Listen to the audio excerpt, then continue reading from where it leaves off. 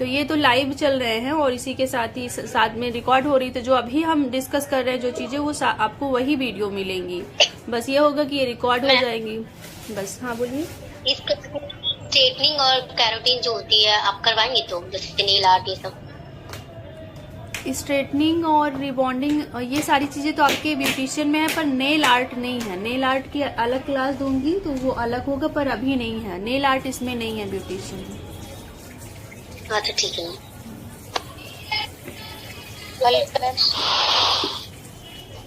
Hello ma'am जी, आवाज आ रही है मैम? हाँ हाँ बोलिए। मैम मैं पूछ रही थी कि आपने फेशियल के पहले के जो रिलैक्सिंग स्टेप दिखाए, फेशियल रिलैक्सिंग स्टेप जो आपने दिखाए वो मैम किस क्लाइंट पर करने चाहिए? मतलब जिनका बजट बहुत कम होता है वो क्लाइंट भी आते हैं, तो सभी क्लाइंट पर करेंगे? कौन से क्लाइंट पर ये फेशियल रिलैक्सिंग स्टेप जो फेशियल के पहले के स्टेप आपने बहुत अच्छे दिखाए वो वाले, वो कौन से क्लाइंट पर करें? हाँ, उसको हार्मोनाइजेशन बोलते हैं। वो हमें सभी कस्टमर्स पर करने चाहिए, जो चाहे वो क्लीनअप ले रहा हो, चाहे वो फेशियल ले रहा हो, चाहे वो सस्ता ले रहा हो या महंगा ले रहा हो। आप अपने फेशियल की जो मसाज करने वाली हैं उसमें से टाइम 2 मिनट घटाकर आप इधर दे दीजिए, आपका क्लाइंट बहुत खुश हो जाएगा। उसे ये नहीं पता है कि आप फेशियल में चाहे आप उसको 20 मिनट मसाज दीजिए या 10 मिनट दीजिए, उसका टोटल फोकस ये होता है कि उसे आराम मिले, बहुत रिलैक्स हो और उसके साथ ही साथ उसकी स्किन अच्छी हो। ठीक है, तो ये तो आपका पर्सनल है कि आपका नॉलेज कितना है और आप कितना अच्छा अपने कस्टमर्स को रिलैक्स करवा पाते हो, ये आपके ऊपर है। तो अगर आपको जानकारी है, नहीं है भाई तो कोई बात नहीं, लेकिन अगर आपको जानकारी है कि हाँ इसके बेनिफिट ये, क्योंकि हार्मोनाइजेशन क्या होता है, क्लाइंट एकदम सोने की स्थिति में चला, बहुत ज्यादा हल्का, उसका माइंड बॉडी बहुत ही ज्यादा रिलैक्स हो जाती है और उसे बहुत अच्छा लगता है। आपका पूरा फेशियल एक साइड, हार्मोनाइजेशन एक साइड। अब कितना भी फेशियल के स्टेप्स अच्छा कर दो। Hello ma'am. हाँ बोलिए मैम, तो क्लीनअप में भी देना है मैम? हाँ दे दो। क्लीनअप में भी देना? हाँ देना चाहिए, देना चाहिए। हेलो मैम, सभी स्किन पर एक ही स्टेप करेंगे, मसाज स्टेप? जिसमें फेशियल के स्टेप्स बताए हैं उसमें हमने बताया है कि जैसे हमारी स्किन मैच्योर होती है, एजिंग वाली होती है, तो हम ज्यादा उसमें अपलिफ्टिंग के फेशियल स्टेप्स करते हैं। जैसे हमने ये वाली चीजें बताई थी जहाँ पे हमें ऊपर की साइड ज्यादा से ज्यादा करने होते हैं, लेकिन हमने बताया था जब हम किसी लड़की के ऊपर कर रहे हैं सिंपल, तो हमें अपलिफ्टिंग के ज्यादा मसाज देने की रिक्वायरमेंट नहीं होती है। ठीक है, तो उसमें हमने बताया है, लेकिन मैं अगर उसमें कोई भी कंफ्यूजन है, कुछ भी है, तो फिर मैं एक वीडियो और बना दूंगी जिसपे प्रॉपर कुछ स्टेप्स करके ही मैच्योर पर दिखाऊंगी और कुछ उस पे। मैंने आपको इतना समझना है, जो जर्नल स्ट्रोक्स होते हैं हमारे, जो नॉर्मल हैं, उन्हें हमें सब पर करने हैं। जर्नल स्ट्रोक्स मतलब जिसमें हम पूरे अपने प्रोडक्ट को अप्लीकेशन अच्छे से करते हैं, ठीक है, अप्लाई करते हैं, अच्छे से फैलाते हैं पूरे फेस पर, और बीच बीच में फेशियल के बीच बीच में हम पूरे अपने जर्नल स्ट्रिप्स जो करते हैं वो हमें सभी पर जाएंगे। लेकिन जो हम अपना क्लॉकवाइज एंटी क्लॉकवाइज करते हैं वो भी सभी पर जाएंगे। ठीक है, फिर हम 8 और S बनाते हैं वो भी सभी पर जाएंगे। लेकिन जब हम ज्यादा से ज्यादा इस तरीके से अपलिफ्ट करते हैं, ऊपर की साइड स्किन को खींचते हैं, ठीक है, अपलिफ्ट करते हैं, इस तरीके से करते हैं, वो हम ज्यादा से ज्यादा जिनकी स्किन बहुत ज्यादा मेच्योर होती है, एजिंग वाली होती है, उनके ऊपर करते हैं, ताकि वो स्किन टाइट हो सके और फाइन लाइंस रिंकल्स कम हो सके। और ये चीजें हमें, जो हमारी स्किन यंग स्किन होती है उनके ऊपर हम इनको नहीं कर सकते। हम सिंपल से अपने clockwise, anti clockwise, S shape, 8 shape, ये सारी चीजें करते हैं। ठीक है, तो यही डिफरेंस होता है मैच्योर स्किन, एज वाली स्किन पर, और ये नॉर्मल सा जो होता है जिसपे हम ज्यादा टाइट के ऊपर ज्यादा ध्यान नहीं देते, नॉर्मल से अपने स्टेप्स करते हैं, वो हमारे नॉर्मल स्किन टाइप के हिसाब से होते हैं। ठीक है। हेलो दी। हाँ बोलिए। हेलो, टाइट पे या ऊपर कर सकते हैं? और जनरल स्ट्रोक सभी में जाएगा? जैसे क्लीनअप में भी मैम जनरल स्ट्रोक जाएगा ही जाएगा? जनरल स्ट्रोक्स हम नॉर्मल क्लेंजिंग से शुरू करते हैं, वो चाहे हम फेशियल करें, क्लीनअप करें या कुछ भी ना करें, हम एक क्लेंजर भी कर रहे हैं तो भी हमारे जनरल स्ट्रोक्स होते ही हैं उसमें। तो वही हमारे सारे में घूमते हैं, चाहे वो क्लेंजिंग हो, स्क्रब हो और क्रीम हो, जेल हो, सब में जनरल स्ट्रोक्स के साथ ही कोई हम हैवी स्टेप्स दे सकते हैं। ठीक है ना, डायरेक्ट हम हैवी स्टेप्स देते ही नहीं है, हमारे जनरल स्ट्रोक्स से ही हमारे फेशियल की शुरुआत ही होती है। दीदी कोई काम तो नहीं मेरा? हेलो दीदी। हेलो। हाँ बोलिए। हेलो जी। जी जी बोलिए। हाँ, फ्रीजी हेयर और वेवी हेयर किसे कहते हैं? देखो चलो अब हेयर स्टाइल की क्लास स्टार्ट करें। आप लोगों के क्वेश्चन जो हों वो अगर खत्म हो गए हों तो हम हेयर स्टाइल की क्लास स्टार्ट करें। नहीं मेरा एक लास्ट क्वेश्चन मैम, मेरा लास्ट क्वेश्चन है। हेलो। हाँ हाँ हाँ हाँ हेलो दी। हाँ, थोड़ी देर रुक मैंने जाओ, आपसे पूछा। थोड़ी देर रुक जाओ। हेयर स्टाइल वाले में हम फ्रीजी हेयर्स और बेबी हेयर्स को लेके आ रहे हैं, ठीक है। तो पहले हाँ विद्या का पहले जो तो मैं क्वेश्चन।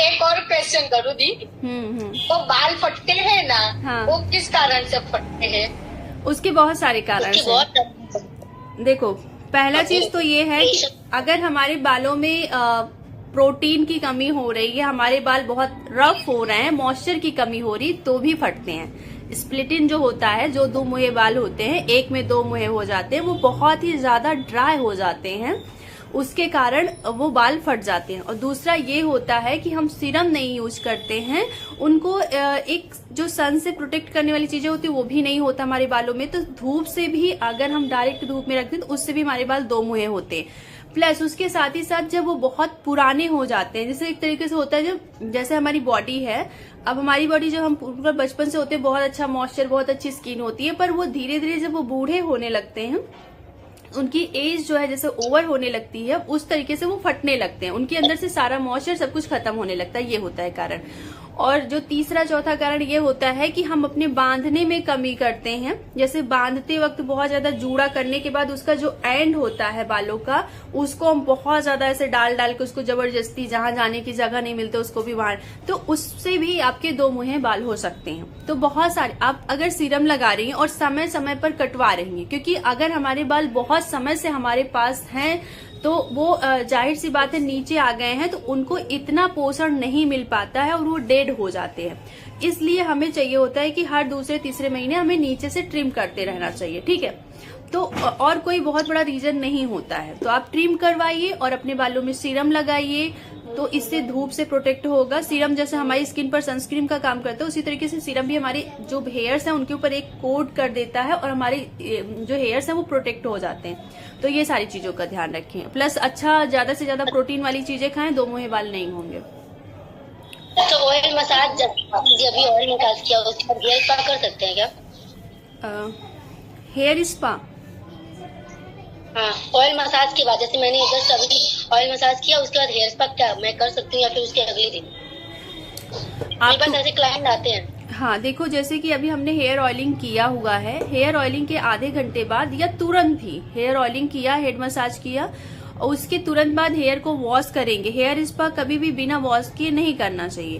पहले आप हेयर को वॉश करेंगी। पहला स्टेप्स हेयर का वॉश करना होता है, कोई भी स्टेप्स करना हो, यहाँ तक कि अगर हम अच्छे से बालों में तेल भी लगाना चाहें तो कहीं भी धूल मिट्टी से आए तो नहीं लगाना चाहिए, क्योंकि वो धूल मिट्टी आपके जो हेयर्स में थी वो आपके स्कैल्प में बैठ जाएगी, फिर वो डैंड्रफ का काम करने लगती है। तो इस वजह से जब भी हमें हेयर ऑयलिंग करना हो या कोई भी ट्रीटमेंट देना हो तो हमेशा हेयर अच्छे से वॉश रहते हैं तभी हमें करना चाहिए, तो ज्यादा बेनिफिट मिलता है, ठीक है। तो सबसे पहले हमें हेयर को वॉश करना है। हेयर को वॉश करने के बाद हमें वहां पे कोई भी सीरम, कोई भी मास्क नहीं लगाना, सिर्फ हेयर को वॉश करना है। उसके पीछे का मतलब होता है क्यूटिकल हमारे ओपन हो जाते हैं। अभी जब हम हेयर वाली क्लास में आएंगे, जब हमारी ब्यूटिशियन वाली क्लास होगी तो उसमें क्लियर हो जाएगा।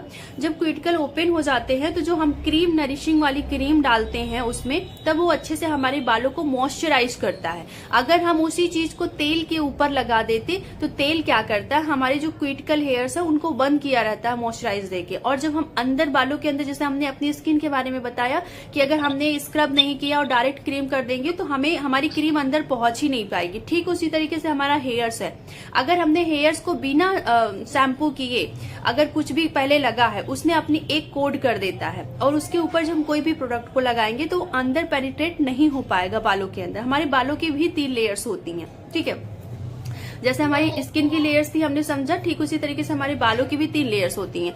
तो यहाँ पे भी हमें समझना होता है जब हमारे क्यूटिकल ओपन रहते हैं तभी हम कोई चीज अंदर पेनिट्रेट कर पाते हैं। अगर क्यूटिकल ओपन नहीं है तो फिर हम अंदर पेनिट्रेट नहीं कर पाएंगे। तो इसलिए हमें कोई भी स्टेप्स करने से पहले हेयर को वॉश करना है, फिर हम अपना हेयर स्पा वाली जो नरिशिंग क्रीम है उसको बालों पर अप्लाई करेंगे और फिर उसके बाद मसाज करेंगे। अब यहाँ पे एक चीज और आता है, जिनको डैंड्रफ है, जिनको जो है हेयर फॉल की प्रॉब्लम है, उनको यहाँ पे फिर एक ट्रीटमेंट होता है इम्प्यूल। इम्प्यूल को मिक्स करोगे जब आप क्रीम में और फिर जब आप स्कैल्प में लगाओगे, देखो 2 चीज है, एक तो हमारी क्रीम वो होगी जो हमारे बालों को नरिश करेगी और दूसरा जो हम ट्रीटमेंट दे रहे हैं इम्प्यूल है, उस इम्प्यूल को हमें थोड़ी सी क्रीम में मिक्स करके स्कैल्प में लगाना है, क्योंकि हमारा हेयर लॉस स्कैल्प से ही हो रहा है और हमारी जो डैंड्रफ की प्रॉब्लम है वो भी हमारे स्कैल्प में ही है, हमारी लेंथ में नहीं है। तो हम नरिशिंग क्रीम पूरी लेंथ पर लगाते हैं। हमारी नरिशिंग क्रीम स्कैल्प पे लगती है, कोई प्रॉब्लम नहीं है। हमारी जो क्रीम नरिशिंग है उसमें इम्प्यूल मिक्स करके पूरा पहले जड़ में लगाएंगे, फिर पूरे हेयर लेंथ में लगाएंगे और इसको 20 मिनट छोड़ेंगे। इसी के दौरान हम 10 से 15 मिनट मसाज देंगे, हेयर मसाज देंगे और फिर उसके बाद स्टीम देंगे। अभी क्या है कि अगर बहुत ज्यादा ड्राई हेयर्स हैं तो हम स्टीम 2 से 3 मिनट देंगे। अगर हमारे बाल नॉर्मल है और ऑयली है तो हम 5 मिनट देंगे, ठीक है। अगर ऑयली हेयर्स हैं तो हम 5 मिनट देंगे, अगर हमारे बाल नॉर्मल हैं तो 4-5 मिनट देंगे। अगर हमारे बाल बहुत ज्यादा ड्राई हैं या कि हम स्ट्रेटनिंग रिबॉन्डिंग किए हुए हैं तो हम स्टीम नहीं देंगे, ठीक है, क्योंकि हमारे ऑलरेडी मॉइस्चर हमारे बालों में नहीं होता है और स्टीम देने से वो निकल जाएगा। जब भी हमारे स्ट्रेटनिंग रिबॉन्डिंग किए हुए बाल और नॉर्मल बालों में हमें जब हेयर स्पा किया जाता है तो यही अंतर होता है कि हमें हेयर स्पा, हमें उन स्टीम जो है, हमें जो रिबॉन्डिंग स्मूथनिंग वाले हैं उनको नहीं देना चाहिए और नॉर्मल हेयर्स को ही स्टीम देनी चाहिए, ठीक है। स्टीम देने के बाद फिर हम नॉर्मल 2 से 5 मिनट नॉर्मल टेम्परेचर पे लाएंगे। कभी भी हम चाहे फेस स्टीम दें या हेयर स्टीम दें, कभी भी हमें ठंडा और गर्म को एक साथ मिक्स नहीं करना है, नॉर्मल टेम्परेचर के बाद ही करना है। तो जब हम स्टीम दे देंगे 2 मिनट छोड़ेंगे उसको ऐसे ही और उसके बाद फिर नॉर्मल वाटर से वॉश करवाएंगे। यहाँ पे हम कोई भी शैम्पू, कोई भी लास्ट में हम कंडीशनर लगा सकते हैं, ठीक है। तो क्रीम को वॉश करने के बाद, नरिशिंग क्रीम को वॉश करने के बाद फिर हम यहाँ पे अपना मास्क लगाएंगे। हेयर मास्क लगा सकते हैं, कंडीशनर लगा सकते हैं और उसके बाद फिर हम नॉर्मल, फिर यहाँ पे हम ड्रायर नहीं करेंगे। अगर ड्रायर हमें बहुत मजबूरी है, जैसे सोच लो कि शाम के समय 8 बजे 9 बजे कोई करवाता है हेयर स्पा, तो हम उसे गीले बालों के साथ नहीं भेज सकते। तो अच्छे से टॉवेल ड्राई करेंगे और टॉवेल ड्राई करने के बाद हल्का सा ड्रायर करेंगे, जो कि बहुत दूर से करेंगे। इतना करेंगे कि वो बाल सिर्फ और सिर्फ थोड़ा सा पानी उसका सूख जाए, बहुत ज्यादा नहीं सुखाएंगे क्योंकि ऑलरेडी हमने मॉइस्चर दिया है और हेयर स्पा करने के बाद हमारे बाल जल्दी सूखते भी नहीं है, क्योंकि हमने इतना मॉइस्चर दे दिया है, हेल्दी बाल हो गए हैं तो जल्दी से वो सूखता नहीं है। तो इस वजह से आपको हेयर स्पा के बाद फिर ड्रायर नहीं चलाना है, बहुत हल्का अगर जरूरी है तो, नहीं जरूरी है तो फिर कोई बात नहीं है, फिर आप उनको ऐसे छोड़ो, नॉर्मली वो सूखेंगे तभी उनका मॉइस्चर अंदर हेयर्स में लॉक रहेगा। तो ये हेयर स्पा का प्रोसेस होता है, ये हम हेयर स्पा वाले में देखेंगे। अभी आपने पूछा तो हमने ये कर दिया, इतना बता दिया। अभी हम इसका भी थ्योरी समझेंगे। आज हम थोड़ा सा, जैसे मेकअप का है तो हम चाह रहे हैं कि मेकअप की क्लास कंप्लीट कर दें, फिर हम ब्यूटिशियन वाली शुरू करें, क्योंकि मेकअप की 2-3 ही क्लासें बची हैं और वही सारे स्टूडेंट जो ब्यूटिशियन के हैं वही मेकअप के भी हैं। तो अगर हम दोनों की क्लास को एक साथ कर दे रहे हैं तो दोनों में थोड़ा सा गैप नहीं होने के कारण समझने में दिक्कत होगी। तो इस वजह से मैं चाह रही हूँ कि ब्यूटिशियन वाली क्लास, मेकअप वाली क्लास को हम कंप्लीट कर दें और फिर उसके बाद ब्यूटिशियन वाली क्लास रह जाएगी। जैसे में हेयर स्पा हो गया है, मैनिक्योर पेडिक्योर अभी बाकी है और straightening, rebonding, smoothening, keratin, Botox, ये सारी चीजें बची हैं। तो इनको हम लगातार करके खत्म करेंगे फिर, ठीक है मैम। एक सेकंड, मेरे पास ना, जैसे मैं बीच का क्लास नहीं की हूँ मैम, जैसे आपने बोला कि प्लेलिस्ट बना दी, उसमें सारा आपको क्लास मिल जाएगा, बस वैसे ही शाम को दे दीजिएगा मैम, क्योंकि मेरा बीच का क्लास नहीं हुआ है। ठीक है, तो मैं वो प्लेलिस्ट दूंगी तो उसमें स्टेप बाय स्टेप सारे वीडियोस होंगे जो अब तक की हमने सिखाई हुई है, ठीक है। तो वो सबको मिल जाएगी। अभी सबको बोल रही हूँ लास्ट टाइम, क्योंकि काफी लोगों ने ये मुझे बोला कि मैम मेरी मोबाइल खो गई है या बहुत सारी चीजें सबके साथ प्रॉब्लम हुई है। तो अब जो लिंक जाएगा उस लिंक को आप अपने रिलेशन में या आपके पास कोई और मोबाइल हो उसमें उस लिंक को शेयर कर लेना है। फिर जब आपको जरूरत पड़े, जब आपकी इस वाली मोबाइल से वो डिलीट हो जाए, कुछ भी हो जाए, तो उस लिंक पर क्लिक करके आप जा सको, ठीक है। क्योंकि बार बार मेरे लिए भी देना निकालना उतना पॉसिबल नहीं हो पाता है, ठीक है। कभी ध्यान से उतर जाते तो कभी इतना काम होता है, ठीक है। तो इस चीज को आप सब लोग ध्यान करके रखो। Hello ma'am. हाँ बोलिए। हेलो दी, हेयर स्पा का रफ हो गए हो बाल और 2 महीने हो गए उस पे हेयर स्पा करे तो उससे कुछ फायदा होता है? हाँ हाँ बालों में। हाँ और उसे रेगुलर करना चाहिए जिससे बाल अच्छे रहे। हाँ, अगर आप देखो हेयर स्पा का जो मेन बेनिफिट होता है वो होता है बालों को नरिशिंग करना, मॉइस्चराइज देना, मॉइस्चर देना, ठीक है। तो अगर बालों में मॉइस्चर रहता है तो ऑटोमेटिक आपके बाल अच्छे रहते हैं, ठीक है। तो अगर हो सके तो अगर आप हर 15 दिन पे हेयर स्पा लेती हैं तो बहुत अच्छा है। अगर हर 15 दिन पे नहीं ले पाती तो 1 मंथ पे तो हेयर स्पा लेना ही लेना चाहिए। जैसे हमारा कंडीशनर और हेयर स्पा, कंडीशनर कम पावर का होता है, वो 1 वॉश के बाद निकल जाता है, पर हेयर स्पा 15 दिन चलता है, कंडीशनर हमारा 2-3 दिन। दोनों का काम सेम ही होता है, बालों को मॉइस्चराइज करना। हेयर मास्क का भी वही होता है। आपने सीरम बोला बालों में लगाने के लिए, तो ऑयल डाला हो बालों में तो उसमें लगा सकते हैं सीरम? नहीं, देखो हेयर को वॉश करना है, जैसे हमारा cleansing, toning, moisturising hair routine होता है, ठीक उसी तरीके से हमारा हेयर भी होता है। तो सबसे पहले हमें हेयर को वॉश करना चाहिए, रात के समय तेल लगा लेना है, ठीक है। क्योंकि शैम्पू से क्या होता है, हमारे बाल थोड़े से रूखे होते हैं, तो अगर पहले तेल लगा होगा तो हमारे बाल ज्यादा रूखे नहीं होंगे। तो हमें रात को तेल लगाना है और फिर सुबह में हमें शैम्पू करना है। शैम्पू हमेशा 2 बार करना चाहिए, कभी भी 1 बार करने से आपने अगर ऑयल लगाया है बालों में तो नहीं छूटेगा, ठीक है। 1 बार तो वो ऑयल छूटता है, दूसरी बार फिर गंदगी सारी चीजें छूटती है। तो आपको सबसे पहले शैम्पू करना है, रात को हेयर ऑयल किया और सुबह में आपको शैम्पू करना है, 2 बार शैम्पू करना है। शैम्पू अगर आप किसी थोड़े से पानी में डाल के मिक्स करके फिर करती हैं तो बहुत अच्छा, इससे कम क्वांटिटी में लगता है और आपके बाल रूखे भी नहीं होते हैं। पहली चीज तो शैम्पू भी कम लगता है, दूसरा आपके बाल भी ज्यादा डैमेज नहीं होते हैं। और फिर शैम्पू करने के बाद ही आपको तुरंत उसके ऊपर हेयर मास्क अगर है तो आप हेयर मास्क लगा लीजिए, अगर कंडीशनर है तो आप कंडीशनर लगा लीजिए, जो भी आपके पास अवेलेबल है। और उसको लगाने के 2-3 मिनट छोड़ देना है। और इन सारी चीजों को आपको कोशिश करनी है कि आपको हेयर लेंथ में लगानी है, स्कैल्प में लगाने की जरूरत नहीं है। स्पेशली कंडीशनर को आपको स्कैल्प में नहीं लगाना है, ठीक है। और अगर मास्क है तो आप पूरे में लगा सकती हैं। तो इसको 5 मिनट 3 मिनट आपको छोड़ना है, जितना टाइम हो, कम से कम 2 मिनट, ज्यादा से ज्यादा 5 मिनट में हो जाता है। अगर मास्क है तो 10 मिनट छोड़िए। इसके बाद फिर आपको क्या करना होता है, फिर अपने हेयर को धुलना होता है नॉर्मल पानी से। हेयर को धुलने के बाद टॉवेल ड्राई करना है, टॉवेल ड्राई करने के बाद फिर सीरम लगाना है आपको, गीले ही बालों में। मतलब बाल से पानी नहीं टपकता रहना चाहिए, सिर्फ बाल गीले होने चाहिए, ठीक है। और हल्का सा हाथों में लेना है, रफ करना है और यहाँ से लेकर ऐसे करते हुए इस तरीके से आपको जो है कंडीशनर सीरम्स लगाने हैं। और फिर उसके बाद हल्का सा लेकर यहाँ पे इस तरीके से इसको आपको जो है जड़ों पे नहीं लगाना रहता है सीरम को। तो ये आपका पूरा हेयर केयर हो गया। अगर आप इस तरीके से हफ्ते में 2 बार करती हैं तो आपके बाल बहुत हेल्दी और अच्छी शाइनी रहते हैं, ना ही वो फ्रिजी होते हैं और ना ही वो 2 मुहें भी उसमें नहीं होती है। तो अगर आप इस तरीके से रखते हो तो इससे आपके बाल अच्छे होते हैं, उसके साथ ही साथ ग्रोथ भी करता है और झड़ते भी नहीं है। अगर आप हर 15 दिन या 1 महीने पे हेयर स्पा लेती हैं तो उससे और अच्छा हो जाता है, तब आपके बाल और अच्छे होते हैं। जैसे झड़ने उड़ने की प्रॉब्लम्स है, ये सारी चीजें नहीं होती हैं, ठीक है। तो ये आपका पूरा हेयर केयर का हो गया अगर ये चीजें फॉलो करती हैं तो। सीरम कभी भी गंदे बालों पर नहीं लगाना चाहिए, जब भी आप धुले हो तभी आपको लगाना चाहिए।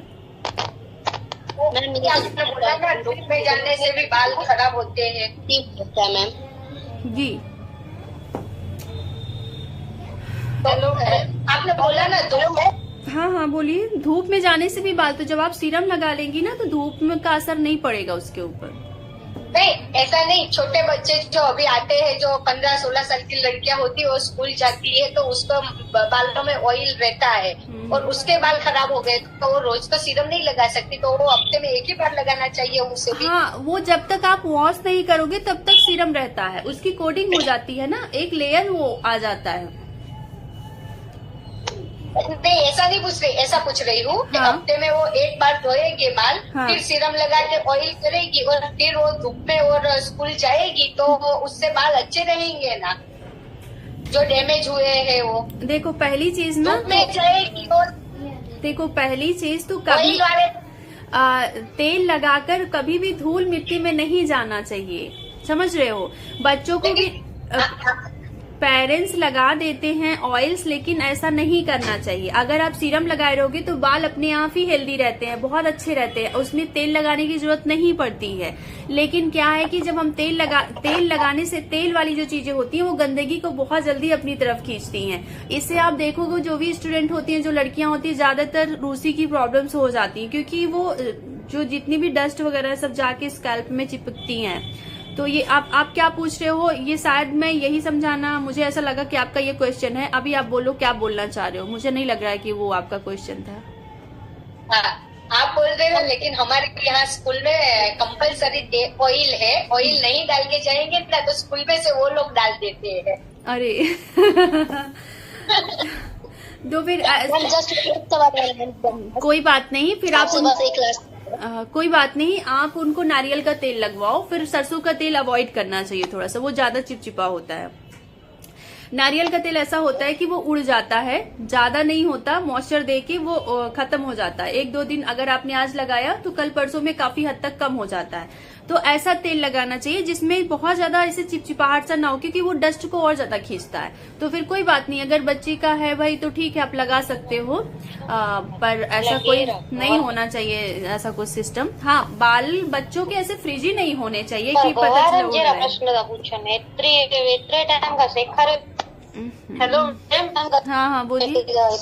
रेनू मेकअप हो गया मेकअप। Hello ma'am. हाँ मैम। हेलो मैम, मेरा क्वेश्चन था।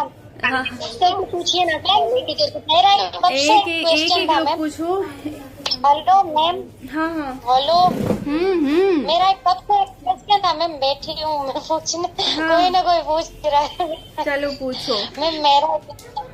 मैम मेरा एक क्वेश्चन है, आपने अभी बताया ना कि जैसे ट्रिमिंग समय समय पर करवानी चाहिए, तो मैम उसमें ट्रिमिंग क्या पार्लर वाली अलग से करती है? जैसे स्ट्रेट कटिंग ही करवानी चाहिए ना हर 2-3 महीने में, कि ट्रिमिंग अलग होती है और स्ट्रेट कटिंग अलग होती है मैम? अरे सब मतलब सिर्फ हमको निकालना हो तो पार्लर वाली निकाल के दे सकती है ऐसे? देखो, ये होता है ना, ट्रिमिंग जो होती है वो एक तरीके से बोला जाता है यहाँ से नीचे से कट करना, पर 2 तरीके से होता है। एक होते हैं, हमें ट्रिमिंग का मतलब है कि हम नीचे से, अगर हमारे जरूरत है, अगर हमारे यहाँ बालों में भी है। ए भाई पहले तो शांत हो। माइक बंद करो। तुम जिया चाय लाने जाए तो जाओ, बोलो चाय लाने जाओगी? चाय पिला दो, मन हो रहा।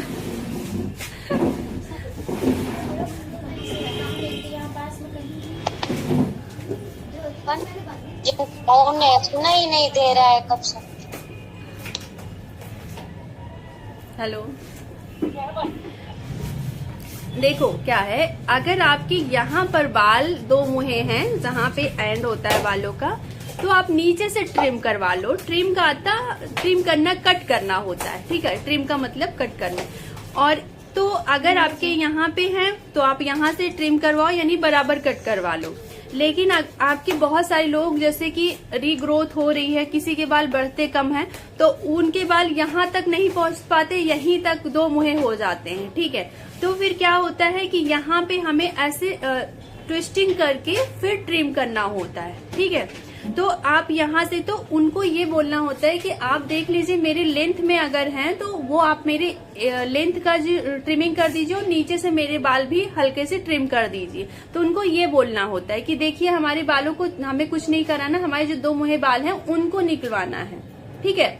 तो अब वो देखेंगी, तो अगर यहाँ पे होगी रिक्वायरमेंट होगी तो इस तरीके से ट्विस्टिंग करके, और फिर जो जितने हेयर्स होते हैं इनको ऐसे करके, इनमें जो 2 मुहे बाल होते हैं इनको इस तरीके से कट कर देते हैं, ठीक है। ट्रिम कर देते हैं, कट कर देते हैं।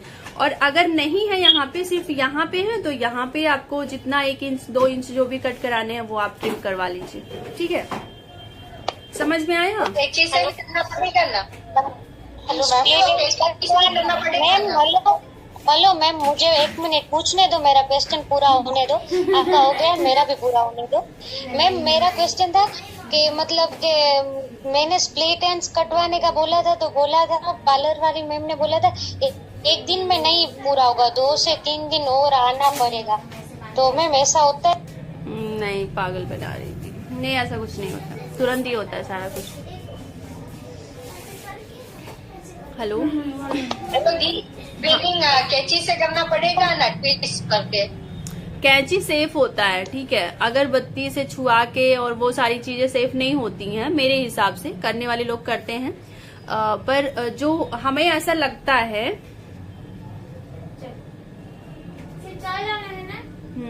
और कुछ खाना हो तो ले लेना।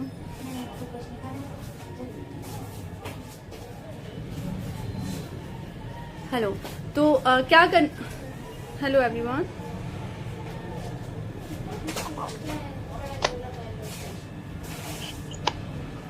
पूछना था कि आपको जो ब्यूटिशियन की पीडीएफ भेजोगी उसमें कौन से टॉपिक की थियरी होगी, एक बार बता देना ना।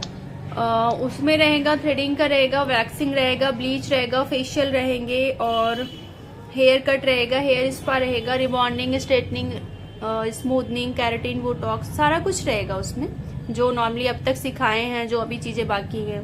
बाकी मेकअप में जो रहेगा वो कलर व्हील की नॉलेज रहेगी, और उसके साथ ही साथ प्रोडक्ट नॉलेज, लुक नॉलेज और सारी चीजें रहेंगी उसमें। हेयर स्टाइल भी हमारे मेकअप वाली ही क्लास में है वो।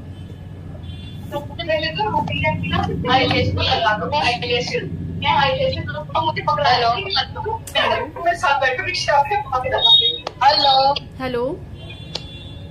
हेलो दी, हाँ बोलिए। आप मेकअप सिखा रहे हैं ना?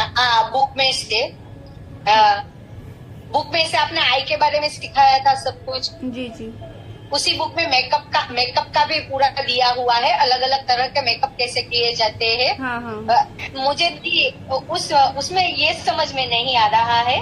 वो दे रहे हैं उसमें कंसीलर के बारे में बोल रहे हैं, फिर FS 22, 28 फाउंडेशन ऐसा बोल रहे हैं, और ट्रांसलूसेंट पाउडर और येलो पाउडर दोनों साथ में लगाने के लिए बोल रहे हैं। मैं ऐसा पूछ रही हूँ आपको कि आप सिर्फ सारे नहीं, लेकिन कोई भी एक ही मेकअप समझा दीजिए ना कि वो कैसे करने हैं, तो क्या है कि सब समझ में आ जाएंगे। हाँ, सारे मेकअप नहीं समझ नहीं, में आ मैं जाएंगे। सारा बताऊंगी। पता है FS 28 जैसा होता है। FS ये जो है FS और D30 ये सारे हमारे क्रॉलन के प्रोडक्ट है जिनके नंबर्स हैं, ठीक है। जबकि वो बुक बनी हुई है तब वो स्पेशली वही वाले नंबर्स चलते थे। अब तो बहुत सारे आ गए हैं, ज्यादातर तब वही था, उस हिसाब से वो बुक बनी है। जिन्होंने लिखा है उर्वशी है, तो वो वही यूज के हिसाब से लिखी हुई है। तो वहां कहने का ये मतलब है कि जैसे हमने फाउंडेशन को बताया कि स्किन टोन से 1-2 टोन, तो वो मैटर नहीं करता, उसको आपको नहीं देखना है कि ये लगाना है, क्योंकि अब जरूरी नहीं कि आपके पास क्रॉलन के वही प्रोडक्ट हैं, आप दूसरे प्रोडक्ट यूज कर रहे हो, ठीक है। वहां पे ये देखना है कि इसने स्टेप बाय स्टेप्स क्या लगाया है, किसके बाद क्या लगाया, ये आपको देखना है। वहां पे ये नहीं देखना है कि ये कौन सा कलर उसने बताया कि मीडियम स्किन टोन। अब जब आप मीडियम स्किन टोन समझोगे तो आराम से फाउंडेशन सेलेक्ट कर लोगे। आपको पता ही नहीं होगा मीडियम स्किन टोन क्या है, फेयर स्किन टोन क्या है, डस्क स्किन टोन क्या है, विटिस स्किन टोन क्या है। तो पहली चीज तो आपको कलर की नॉलेज होगी तो फाउंडेशन अपने आप सिलेक्ट कर लोगे, तो फाउंडेशन के लिए टेंशन नहीं लो। और रही बात ये है कि हमारा हल्दी मेकअप कैसा होना चाहिए, या एंगेजमेंट मेकअप कैसा होना चाहिए, या हमारा ब्राइडल मेकअप कैसा होना चाहिए, तो ये हम अपने आज हमारी हेयर स्टाइल की क्लास में मैं सोच रही थी थोड़ा सा थ्योरी कंप्लीट कर दूं हेयर स्टाइल को, ताकि जब मैं मेकअप करूं, अभी मैं ब्राइडल भी आपको दिखाऊंगी, हल्दी मेकअप भी दिखाऊंगी, अब बिल्कुल परेशान नहीं हूं। लेकिन एक चीज आपको बताना चाहूंगी कि हमारा जो स्किन केयर है वो हमारा हर मेकअप के साथ होगा, चाहे वो हमारा हल्दी मेकअप हो, या हमारा डे मेकअप हो, या हमारा नाइट मेकअप हो, XYZ कोई भी हो। उसके बाद अब हमारा आता है बेस ही हमारा थोड़ा सा अंतर होता है अगर हम एक ब्राइडल को करते हैं और हम एक नॉर्मल किसी पार्टी को करते हैं। हमें जब ज्यादा समय तक मेकअप को रखना होता है तो हम ज्यादा कवरेज और ज्यादा लेयरिंग के ऊपर काम करते हैं, और जब हमें कम समय के लिए मेकअप रखना है 2-3 घंटे के लिए और थोड़ा सा ऐसा नेचुरल सा लुक देना है, तो हम अपना बेस को कम कर देते हैं। उसी के साथ ही साथ हमारा आई मेकअप भी आता है। अगर किसी को बहुत लाइट मेकअप चाहिए, बहुत हल्का मेकअप चाहिए, तो हम क्या करते हैं, अपने आई मेकअप को बहुत सटल रखते हैं। सटल मीन्स रहता है कि बहुत कलर जो ऐसे बहुत ज्यादा पता चलने वाले हैं वो तो उनको नहीं रखते हैं, बहुत हल्का कर देते हैं। वहीं पर अगर हम ब्राइडल कर रहे हैं तो हम ऐसा करते हैं कि आई हमारे अच्छे से उभर कर आए, क्योंकि आई जो होती है हमारी काफी एक तरीके से बोले तो मेकअप की जान होती है। अगर अच्छे से कर दिया तो बहुत खूबसूरत लगता है। उसी तरीके से हमारा लिप्स का भी होता है। अभी सामने से ये देखना है कि अभी एक ही लड़की है, उसका हल्दी मेकअप कर रहे हैं, उसका हम ब्राइडल पे मेकअप भी करने वाले हैं।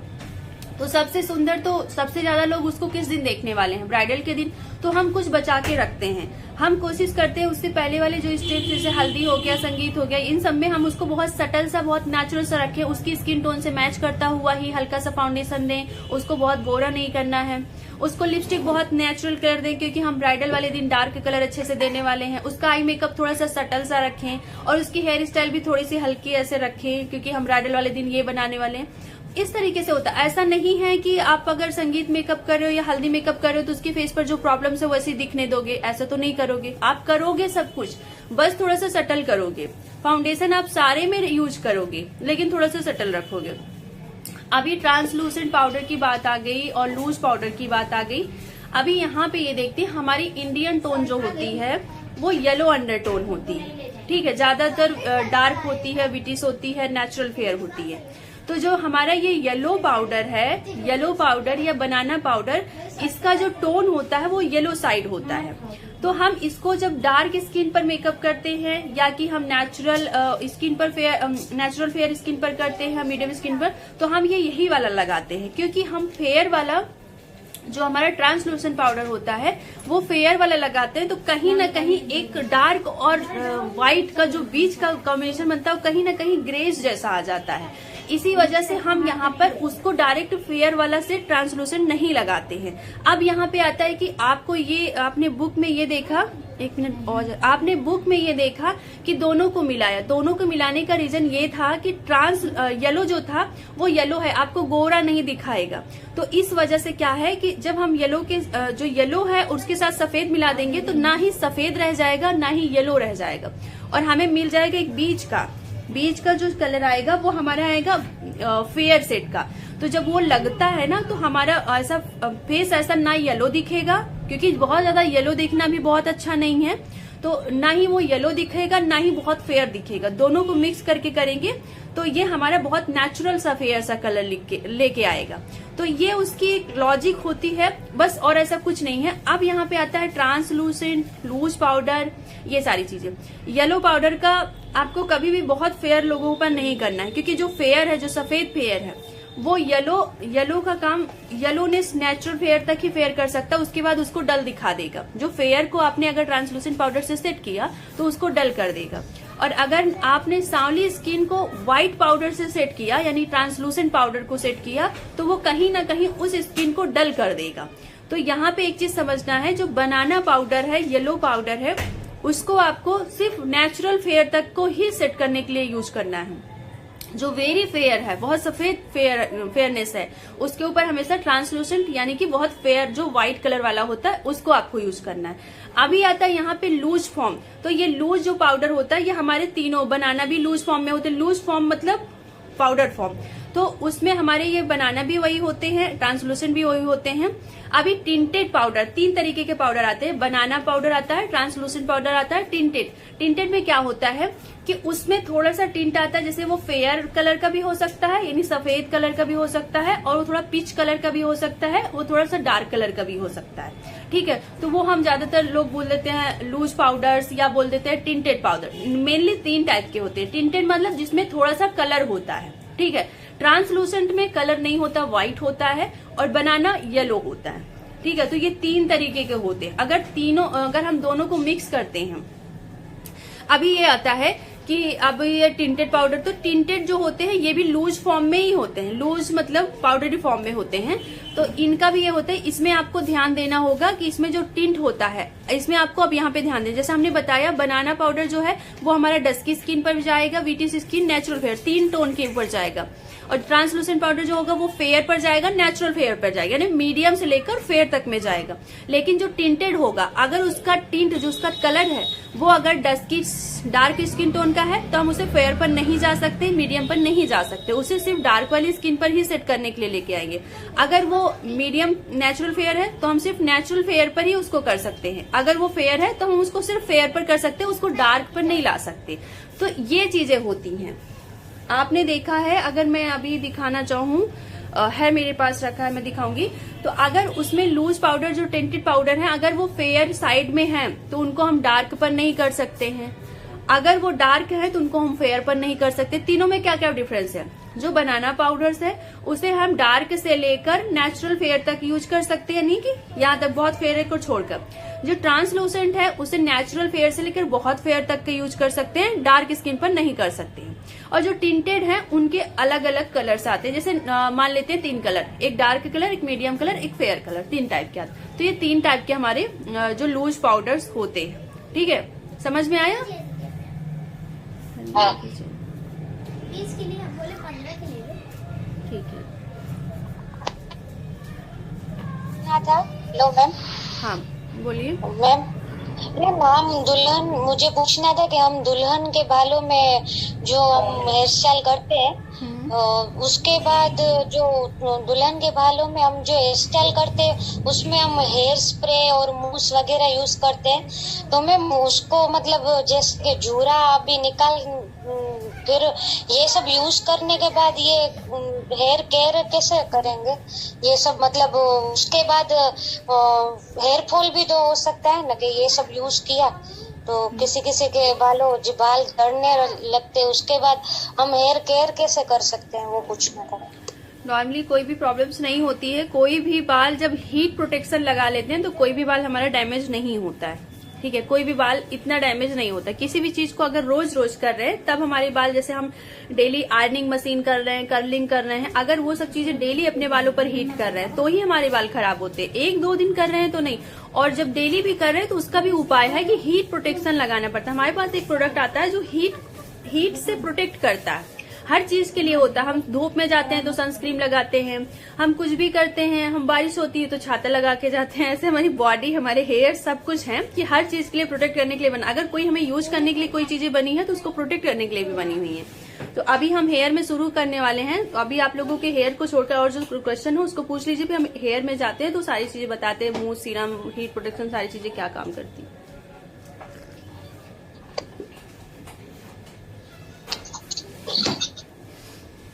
मैम लूज पाउडर में जो टिंटेड है उसको फेयर स्किन के लिए मीडियम टोन और डार्क टोन के लिए ले लिया जाए तो बनाना पाउडर की जरूरत नहीं पड़ेगी फिर? हाँ। बनाना या फिर ट्रांसलूसेंट पाउडर? नहीं फिर नहीं जरूरत पड़ेगी।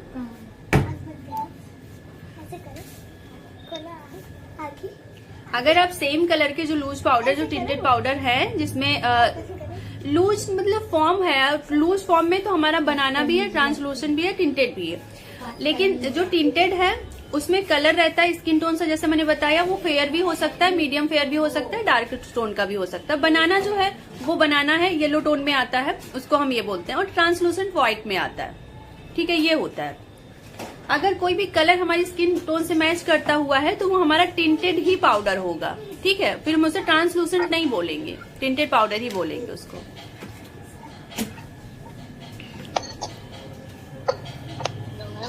मेरे पास ना लूज पाउडर एक है लेकिन उसमें साइन ज्यादा है, तो मुझे जैसे कभी लगाना हो उसको तो ऐसा लगता है उसमें साइन से ज्यादा है। अलग अलग रहते हैं कि ऐसे ही रहते हैं मैम? मुझे पता नहीं है। साइन वाले भी आते हैं, मैट भी आता है, उसमें दोनों टाइप के भी आते हैं। तो अगर आपको बहुत साइनी लुक चाहिए तो फिर आप उसको लगाइए, अगर मैट चाहिए तो फिर नहीं लगाइए, या कि कोई मैट हो तो उसके साथ मिक्स करके लगा लीजिए।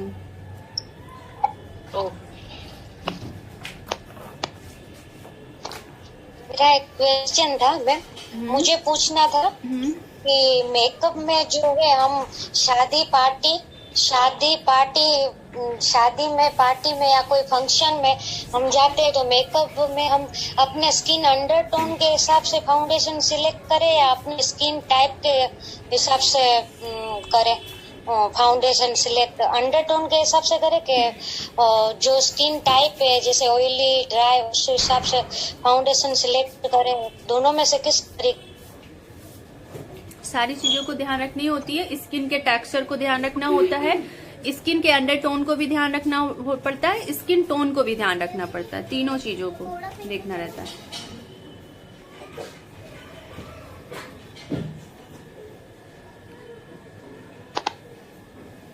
स्किन के टाइप के अनुसार अगर फाउंडेशन सिलेक्ट करेंगे और लगाएंगे तो हमें उससे स्किन की कोई प्रॉब्लम तो नहीं होगी ना? स्किन पर कोई साइड इफेक्ट नहीं होता, बस आप जो अपना कलर चाह रहे हो, जिस पर्पज से मेकअप कर रहे हो अच्छा दिखने के लिए, उसकी कोई गारंटी नहीं होती। अगर आपने सेम शेड नहीं चुना है तो आपका बेस खराब, मतलब ग्रे भी हो सकता है, डल हो सकता है, चेंज हो सकता है, आपका खुद का कलर चेंज दिखेगा, तो ये प्रॉब्लम्स होती है। इसीलिए इन सारी चीजों को ध्यान में रखा जाता है। ठीक है विद्या, आप परेशान नहीं हो, मैं आपको मेकअप वाली क्लास आप नहीं की हो फिर भी मैं शेयर कर दूंगी, आप देख लेना, क्योंकि वो सारी चीजें सबको बता चुके हैं, बार बार रिपीट करना ठीक नहीं है, टाइम भी वेस्ट होता है। तो हम आगे अब शुरू करते हैं। किसी का और कोई सवाल हो तो पूछ लीजिए, नहीं तो हम हेयर का शुरू करते हैं। और हेयर से मत पूछना, क्योंकि हेयर वाला हम अभी छोड़े हैं, तो हेयर से जुड़ा हुआ कोई सवाल नहीं पूछना। आज हम हेयर स्टाइल से रिलेटेड कि हमें एक हेयर स्टाइल को करने से पहले क्या प्रिपरेशन करनी चाहिए, क्या तैयारी, अपने हेयर्स को क्या करना चाहिए, कैसे तैयार करना चाहिए एक हेयर स्टाइल को शुरू करने से पहले, हमारे बालों का टेक्सचर कैसा होना चाहिए, हमारे बालों की बनावट कैसी होनी चाहिए, हम बालों को कैसे पहचाने, ये सारी चीजें हम अपनी हेयर वाली क्लास में समझेंगे। और हमारा हेयर स्पा हो गया, हमें कब सीरम लगाना है, कितना लगाना है, क्यों लगाना है, हमारे बालों का क्या पीएच लेवल है, हम शैम्पू करते हैं तो हमारे बालों का क्या पीएच लेवल होता है, कंडीशनर का क्या पीएच लेवल होता है, अपना सीरम का क्या होता है, वो सब जैसे हमने अपनी स्किन में समझा था, ठीक उसी तरीके से हम अपने हेयर वाली क्लास में भी समझेंगे जब थ्योरी वाली है। लेकिन आज की जो क्लास है वो हम हेयर स्टाइल के ऊपर करने वाले हैं, तो इसलिए सोच रहे हैं कि सिर्फ हेयर स्टाइल वाले टॉपिक पर ही चले। उस पर जो डस्टिंग पाउडर है और जितने भी शाइनिंग स्प्रे है या कर्लिंग और ये सारी चीजें हम कैसे करते हैं उसके ऊपर हम चलते हैं। अभी उसका थोड़ा सा थ्योरी बताते हैं। बोलिए तो शुरू करें। अभी 15 मिनट है, क्योंकि 8 बजे तक हम लोग निकलते हैं, तो 15 मिनट में हम जो चीजें हो सकती है उतनी चीजें बताते हैं, बाकी हम कल करते हैं। अब हम कोशिश करेंगे कि हम 8 बजे ही दुकान पर पहुंच आएं और आप लोगों को क्लास करेंगे, क्योंकि हम खुद भी बहुत थक गए हैं इतना पेंडिंग करते करते, कि दूसरा वाला बैच भी स्टार्ट हो रहा है और उसके भी रजिस्ट्रेशन हो रहे हैं, वो भी प्रॉब्लम हो जाएगी। तो अगर नहीं हो पाता है तो मैं सुबह 8-9 बजे आकर ही क्लास दे के यहाँ पे चली जाया करूंगी, क्योंकि दिन में हम कस्टमर्स हमें कुछ करने ही नहीं देते हैं। हमें क्या बताऊं, शादी सीजन है, कस्टमर्स को भी मना नहीं कर सकते हैं, तो बहुत प्रॉब्लम हो रही है। अगर हमें ठीक लगेगा तो मैं सुबह 9-10 बजे आकर ही आप लोगों को क्लास दूंगी। अब जितने लोग ज्वाइन करेंगे कर पाएंगे तो ठीक है, नहीं तो वीडियो रिकॉर्डेड रहेगी, आप लोग देख लीजिएगा, ठीक है। जैसे हमारा हेयर की हो गई क्लासेस, हो गई थ्योरी, हो गई, ये ज्यादातर कोशिश करेंगे कि हम वीडियो ही शूट कर ले। आपको जितने लोग लाइव होके ज्वाइन कर सकते हैं तो ठीक है, नहीं कर सकते तो कोई बात नहीं, बाद में रिकॉर्डिंग देख लेंगे और फिर इस तरीके से क्वेश्चन आंसर कर लेंगे, ठीक है। क्योंकि अगर ऐसे वेट करेंगे तो हम नहीं क्लास दे पाएंगे, क्योंकि अभी क्या है, कोई ना कोई दिन भर बना ही रहता है, तो फिर प्रॉब्लम बहुत हो रही है। स्टार्ट करिए। ठीक है, तो सबसे पहले आपके पास, हाँ विद्या, आप जो भी क्वेश्चन हो, सॉरी विद्या हम बीच में रोक रहे हैं, लेकिन जो भी क्वेश्चन हो आप मेरे पर्सनल पर क्वेश्चन कर लेना, मैं सारे आंसर दे दूंगी। यहाँ सभी को डिस्टर्ब होगा, क्योंकि जो लोग जो क्लासेस कर चुके हैं उनको फिर से रिपीट करना, फिर सबके लिए टाइम वेस्ट करना है। तो अभी हम जो भी आपका सवाल होगा वो मैं सारे जवाब दे दूंगी, आप मुझे पर्सनल पर सारे क्वेश्चन पूछ लेना, ठीक है। नहीं, मैं अगर आपको अभी लेट हो रहा है तो मैम कल कर नहीं, अभी 15 मिनट है, मैं कर लेती हूँ। अभी 15 मिनट है, मैं करती हूँ। देखो, सबसे पहले हमें हमारे पास जो क्लाइंट आते हैं तो उनके जो हेयर्स होते हैं, कभी वो वॉश होते हैं, कभी नहीं होते हैं, तो हमारे पास इतना समय नहीं होता है कि हम उनके हेयर्स को वॉश करवाएं या कुछ भी करवाएं। वो जैसा लेकर आते हैं उनके ऊपर हमें वैसा ही वर्क करना होता है। तो हम यहाँ पर उनके बालों को देखेंगे, पहले हम बालों की एनालिसिस करेंगे, ठीक है, उसके बारे में जांच करेंगे, देखेंगे कैसा है। तो हम जांचेंगे कैसे, हमारे जो हेयर टाइप होते हैं वो 2 होते हैं। पहला जो होता है, एनालिसिस कर रहे हैं, ठीक है, एनालिसिस में आ रहा है, पहला जो बाल होता है वो होता है ऑयली, दूसरा जो बाल होता है वो होता है ड्राई। आप लोग लिखना चाहो तो लिख लो, ठीक है। हम बालों की एनालिसिस कर रहे हैं, हमारे पास क्लाइंट आए, हमारे पास कस्टमर्स आए, हम उनके बालों को देखते हैं, चेक करते हैं। मान लो ये मेरा बाल, ठीक है। अब यहाँ पे हम आए, अब वो हो सकता है कि उसी दिन वॉश किए हों, हो सकता है कि 2 दिन पहले भी वॉश किए हों, टाइम है तो अब वॉश करा लो, अगर बहुत गंदा है तो। नहीं है तो आप उसी पर वर्क करेंगे, तो उसके ऊपर आप देखेंगी कि ये बाल ऑयली है या ड्राई है। अभी ऑयली बाल कैसे होते हैं, ऑयली क्या होंगे, बाल भी हो सकते हैं, स्कैल्प भी हो सकते हैं। तो ये बाल ऐसे होंगे कि इस बालों में साइन होगी और वो बाल चिपचिपे होंगे और वो बाल चिपके होंगे, उसमें फ्रिजीनेस नहीं होती है। ऑयली हेयर्स में फ्रिजीनेस नहीं होती, जहां तक मुझे उम्मीद है सबको पता होगा, ऑयली हेयर सब लोग जानते होंगे। क्या बेटा तुम स्लीपर इतना आवाज कर रही हो, स्लो करो उसको, नहीं धीरे धीरे जाओ। तो जो हमारे ऑयली हेयर्स होते हैं उनमें साइन बहुत ज्यादा होती है और वो बहुत चिपके चिपके और फोरहेड पर बहुत ज्यादा ऑयली ऑयली सा लगता है, वो हमारे ऑयली हेयर्स होते हैं। हमारे 2 टाइप्स के हेयर्स होते हैं, एक होता है ऑयली, एक होता है ड्राई, और दूसरा जो टाइप है वो होता है ड्राई बाल। ठीक है, हमारा एक हो गया ऑयली, एक होता है ड्राई। वाले क्या होंगे, बहुत फ्रिजी होगा। फ्रिजी का मतलब होता है बहुत उड़े उड़े, ऐसे छोटे छोटे उड़े उड़े रहते हैं, वो फ्रिजीनेस होती है बालों में। छोटे छोटे ऐसे बहुत दूर तक फैले हुए रहते हैं, बहुत बाउंसी से दिखते हैं, वो आपकी फ्रिजीनेस रहती है। रूखापन बहुत ज्यादा रहता है। ठीक है, तो वो आपके हो गए, ये 2 आपके बालों की क्वालिटी हो गई। ठीक है, बालों की एक ऑयली हो गए, एक ड्राई हो गए।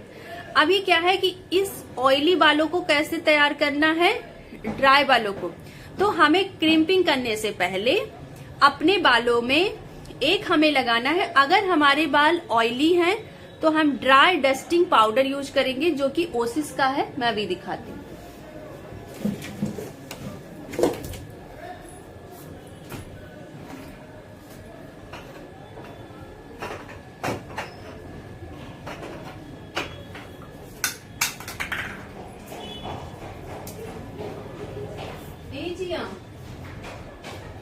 जिया वो ओसिस वाला पाउडर क्या हो गया, ड्राई डस्टिंग वाला छोटा वाला, उधर रखा है, दिख नहीं रहा है, पीछे रखी होंगी, वहीं देखी नहीं, छोटी चीज के अंदर घुसा देती हूँ।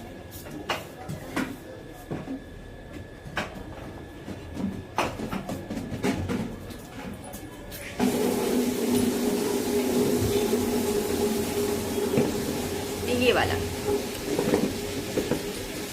ये हमारा ऑयली हेयर्स के लिए। ये क्या करता है, ये हमारे बालों को ड्राई करता है। देखो ऑयली हेयर्स होंगे तो ऑयली हेयर्स पर हम ना ही क्रिम्पिंग कर पाते हैं सही से, ना ही ड्रायर कर पाते, कुछ भी नहीं कर पाते, हमारी हेयर स्टाइल भी टिकती नहीं। हमारे बाल ड्राई होने चाहिए हेयर स्टाइल करने के लिए। जिया को बोलो पानी बंद करे, पानी बंद करे। हमारे बाल हेयर स्टाइल करने के लिए सूखे होने चाहिए, रफ होने चाहिए, ना कि वो सिल्की बहुत ज्यादा होनी चाहिए। इसीलिए तो हम क्रिम्पिंग भी करते हैं। लेकिन हमें क्रिम्पिंग, ब्लो ड्रायर करने से पहले हमें अपने बालों को नॉर्मल पर लाना होता है। ऑयली हेयर्स हैं उनको नॉर्मल पर ले आएंगे, कैसे लाएंगे, ड्राई डस्टिंग पाउडर। अब ये पाउडर आप देखोगे, ये ड्राई डस्टिंग पाउडर है, ओसिस का है, सॉस्कॉफ का है, और ये 600 का है। ये क्या करेगा, आपके बालों को, देखो ऐसा दिखता है इस तरीके, आपके बालों को ये ड्राई कर देगा। बालों को ड्राई नहीं, जो आपकी स्कैल्प से लेकर जो आपके बाल है उनको ये ड्राई करेगा। अब इनको लगाना कैसे है मैं थोड़ा सा बताती हूँ। इस तरीके से करना है, आपको सेक्शन लेना है और इस तरीके से करना है। ठीक, इस तरीके से आप करेंगे, इस तरीके से। इसका 2 बेनिफिट होता है। इससे क्या होगा मैम? इससे बाल ड्राई हो जाएंगे। ठीक है, जो ऑयलनेस थी, ऑयल को सोख लेगा ये, तो आपके बाल क्या होंगे, रफ हो जाएंगे और ड्राई हो जाएंगे। हमारे बाल बिल्कुल रफ हो गए, अभी सिल्की थे, अब मैं इसको छू रही हूँ ना, बहुत ड्राई हो गया। ये देखो, डालते ही पूरा एकदम ड्राई हो गया। अभी तो सिल्की, अब ये जब ड्राई हो गया तो इसके ऊपर कोई भी स्टाइल करेंगे तो वो टिकेगा। अभी तक क्या था, ऑयली था तो फ्लैट हो जा रहा था, लेकिन जब ये ड्राई हो गया तो टिकेगा। ये क्या करेगा, ये आपके बालों में वॉल्यूम क्रिएट करता है। जब ड्राई हो जाता है तो वॉल्यूम में जब हम बैक कॉम्बिंग करते हैं तो भी अच्छा आता है। ठीक है, तो ये आपके बालों में वॉल्यूम लेके आता है और आपके बालों को ड्राई भी करता है। जो मॉइस्चर था उसको खींचता है, सुखा देता है। तो आपका बाल क्या हो गया, नॉर्मल हो गया अभी ऑयली से, क्योंकि हमारा बाल जो है हमें नॉर्मल पर लाना है। ना बहुत ज्यादा ड्राई होने चाहिए, ना ही ऑयली होने चाहिए। 2 तरीके के हमारे बाल होते हैं, एक ऑयली एक ड्राई। तो इनको हमें नॉर्मल पर लेके आना है, नॉर्मल होना चाहिए, ना ऑयली होना चाहिए ना ड्राई होना चाहिए। तो जब हमारे बाल ऑयली है, अभी क्या है, आपको ये सब नहीं लेना है। ठीक है, ये 600 का है, ये मैं आपको सिखा रही हूँ। आपके पास जो टेल्कम पाउडर है, ठीक है, जो आप नॉर्मली थ्रेडिंग के लिए यूज करते हैं, वो सस्ता होता है। वो आप 100 रुपए का लोगे तो इतना मिलेगा, और ये 600 रुपए का है। ठीक है, जो सेम काम ये कर रहा है इससे थोड़ा बहुत कम नहीं, सेम काम यही वाला वो आपका नॉर्मल पाउडर भी करेगा। तो उसको भी लेकर आपको ऐसे ऐसे लगा देने हैं। इससे क्या होगे, आपके जितने भी बाल बहुत ज्यादा ऑयली हैं, जो लोग धुल कर भी नहीं आए हैं, 1-2 दिन में नेचुरल ऑयल छूट जाता है, स्कैल्प ऐसे निकलता है, स्कैल्प भी ऑयली हो जाती है, तो ये क्या हो जाएगा, ड्राई हो जाएगा, नॉर्मल हो जाएगा। अभी क्या आता है कि अब बहुत सारे लोगों के बाल बहुत ज्यादा फ्रीजी और बहुत ज्यादा ड्राई होते हैं, तो हमें बहुत ज्यादा फ्रीजी और ड्राई पर भी हम नहीं कर सकते कि छोटे छोटे हेयर से खड़े खड़े होते हैं, बहुत ज्यादा रूखे रूखे से होते हैं, तो हम उनके ऊपर भी हेयर स्टाइल करेंगे तो भी नहीं अच्छा लगेगा। तो हमें क्रिम्पिंग करने से पहले का जो हमारी प्रिपरेशन है, तो हम अपने बालों में साइन स्प्रे करेंगे क्रिम्पिंग करने से पहले। ठीक है, इस तरीके से साइन करें। ये क्या करेगा, आपकी बालों को मॉइस्चराइज करेगा और प्लस साइन लेके आएगा, आपके बाल अच्छे से नेचुरल हो जाएंगे। जो बहुत ज्यादा ड्राई थे ये इसको मॉइस्चर मिल जाएगा और प्लस साइन भी मिल जाएगी। जो बहुत ज्यादा फ्रिजी थे, ड्राई थे, रफ थे, उसमें इसमें साइन लॉक हो गए। तो अब क्या हो गए, हमारे ऑयली और हमारे ड्राई दोनों बाल कैसे आ गए, हमारे नॉर्मल पर आ गए। अब आता है कि अब हमें ये देखना है कि अब हमारे कौन से बालों पर हमें ब्लो ड्रायर या क्रिम्पर या स्ट्रेटनर करना है। अब ये तो हमने अपने बालों को क्या किया, जिसके बाल बहुत ज्यादा ऑयली थे उनको हमने नॉर्मल पर लेके आए, जिनके बाल बहुत ज्यादा ड्राई थे उनको हम नॉर्मल पर ले आए। किससे, बहुत ज्यादा ऑयली थे तो ऑयल को सुखाने के लिए हमने ओसिस का डस्टिंग पाउडर यूज किया। अगर ये नहीं है तो नॉर्मल पाउडर आपको यूज करना है, जो आपका टेलकम पाउडर होता है, ठीक है, वो आपको यूज करना है। और आपके पास ये साइन स्प्रे होना चाहिए। अगर आपके ड्राई बाल है, फ्रिजी बाल है, तो इसको पूरे बालों पर स्प्रे करेंगे। अब आपका बाल रेडी है ब्लो ड्रायर करने के लिए, स्ट्रेट करने के लिए। तो ये आपका पहला स्टेप्स हो गया। अब आपका होता है दूसरा स्टेप्स, जो होता है कि बाल कितने टाइप्स के हैं। अभी हम बात कर रहे थे, अब हम बालों के शेप के ऊपर बात करेंगे, ठीक है, बालों की बनावट के ऊपर बात करेंगे, स्ट्रक्चर के ऊपर। अब हमारे बाल क्या होते हैं, 3 टाइप के होते हैं। पहला जो बाल होता है वो होता है स्ट्रेट, दूसरा होता है वेवी, वेवी लहरदार, करली नहीं, लहरदार, वेवी हेयर्स जिसको बोलते हैं, ऐसे ऐसे लहरदार होती है, वेवी हेयर्स बोलते हैं उसको। फिर होता है हमारा कर्ली हेयर्स, ठीक है, जो मैगी जैसे कर्ल्स होते हैं, ठीक है। तो जो हमारे स्ट्रेट हेयर है उनके ऊपर हमें ब्लो ड्रायर नहीं करनी है। पहला हमें ये चीज देखना है, स्ट्रेट हेयर आपके ऑयली भी हो सकते हैं, स्कैल्प आपके ऑयली भी हो सकते हैं, ड्राई भी हो सकते हैं। तो जैसा हमने कहा, पहला स्टेप्स को आपको ये एनालिसिस करना है बालों को, ऑयली है कि ड्राई है, उसके बाद हमें इन दोनों को यूज करके उन्हें तैयार कर लेना है। अब हमें ये देखना है, अगर हमारे बाल स्ट्रेट है, सीधे हैं, 3 टाइप के बाल हुए, ठीक है। अभी तक तो हम उनके टेक्सचर के ऊपर देख रहे थे, अभी हम उनके शेप के ऊपर आ चुके हैं, बालों का क्या शेप है, ठीक है। तो हमारा जो बाल है 3 टाइप के होते हैं, स्ट्रेट होते हैं, वेवी होते हैं यानी लहरदार ऐसे इस तरीके से, और कर्ली यानी जो मैगी जैसे पूरे कर्ल्स होते हैं। अभी क्या है, अब इन तीनों बालों को की प्रिपरेशन कैसी होनी चाहिए, इन तीनों बालों को कैसे हमें स्ट्रेट करना है, क्योंकि अगर कर्ली होगा तो ही स्टाइल नहीं बनेगी, एकदम स्ट्रेट होगा तो भी स्टाइल सही से नहीं बनती, वेवी होगा तो भी नहीं बनेगी। हमें क्रिम्पिंग करने से पहले हमारे बालों का जो शेप होना चाहिए पूरा स्ट्रेट होना चाहिए, ठीक है, एकदम सीधा होना चाहिए, तभी हमारी क्रिम्पिंग होती है। फैन बंद करो यार, डिस्टर्ब हो रहा है, बंद कर दो, सूखने का कोई है नहीं, हम लोग चलने वाले। तो हमारे 3 तरीके के बाल हुए, पहला स्ट्रेट है, दूसरा वेवी है और तीसरा कर्ली है। जो हमारा स्ट्रेट हेयर है उस हेयर पर हमें ब्लो ड्रायर नहीं करना है, हमें ये दोनों चीजें करने के बाद क्रिम्पिंग करनी है। क्रिम्पिंग करने से अब आता है कि क्रिम्पिंग के क्या फायदे हैं।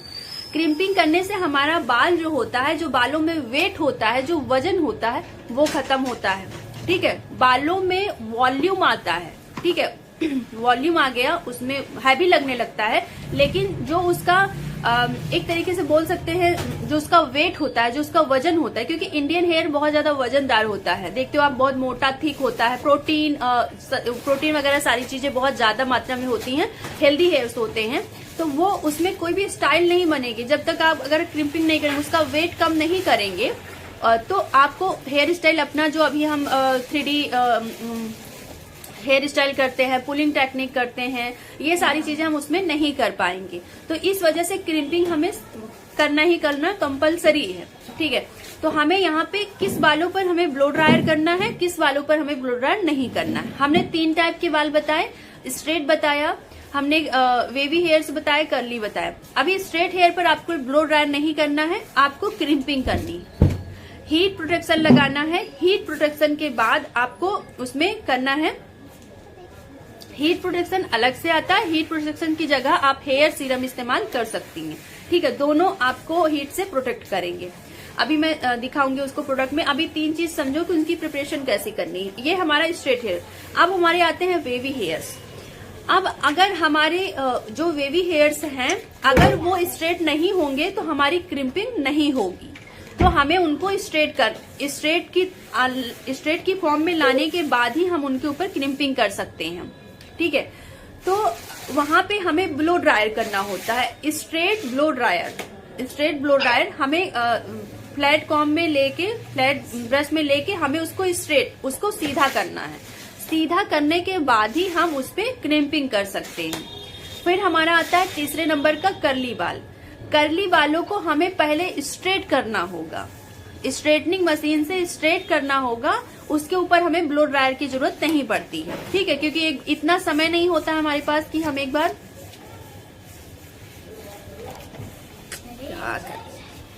क्योंकि हमारे पास इतना समय नहीं होता है कि हम उसके ऊपर ब्लो ड्रायर भी करें, हम उसके ऊपर स्ट्रेटनिंग करें। तो हमें 2 में से एक करना है। जैसे अभी तक हमारा क्या था, वेवी हेयर्स थे तो बहुत ज्यादा हमें स्ट्रेट करने की जरूरत नहीं थी, हल्का सा स्ट्रेट चाहिए था जो कि हमने ब्लो ड्रायर से स्ट्रेट कर लिया। उसके बाद हमारा कर्ली जो हेयर आते हैं उसको हमें करना होता है, पहले आयरनिंग करेंगे, फिर उसके बाद हम जाके उसके ऊपर क्रिम्पिंग करेंगे। तो कैसा हो गया, हमारे बालों की जो शेप हो गई, बनावट होगी, वो सारा स्ट्रेट में आके क्रिम्पिंग हो गया। अब हमारे बाल रेडी हो जाते हैं कोई भी स्टाइल करने के लिए।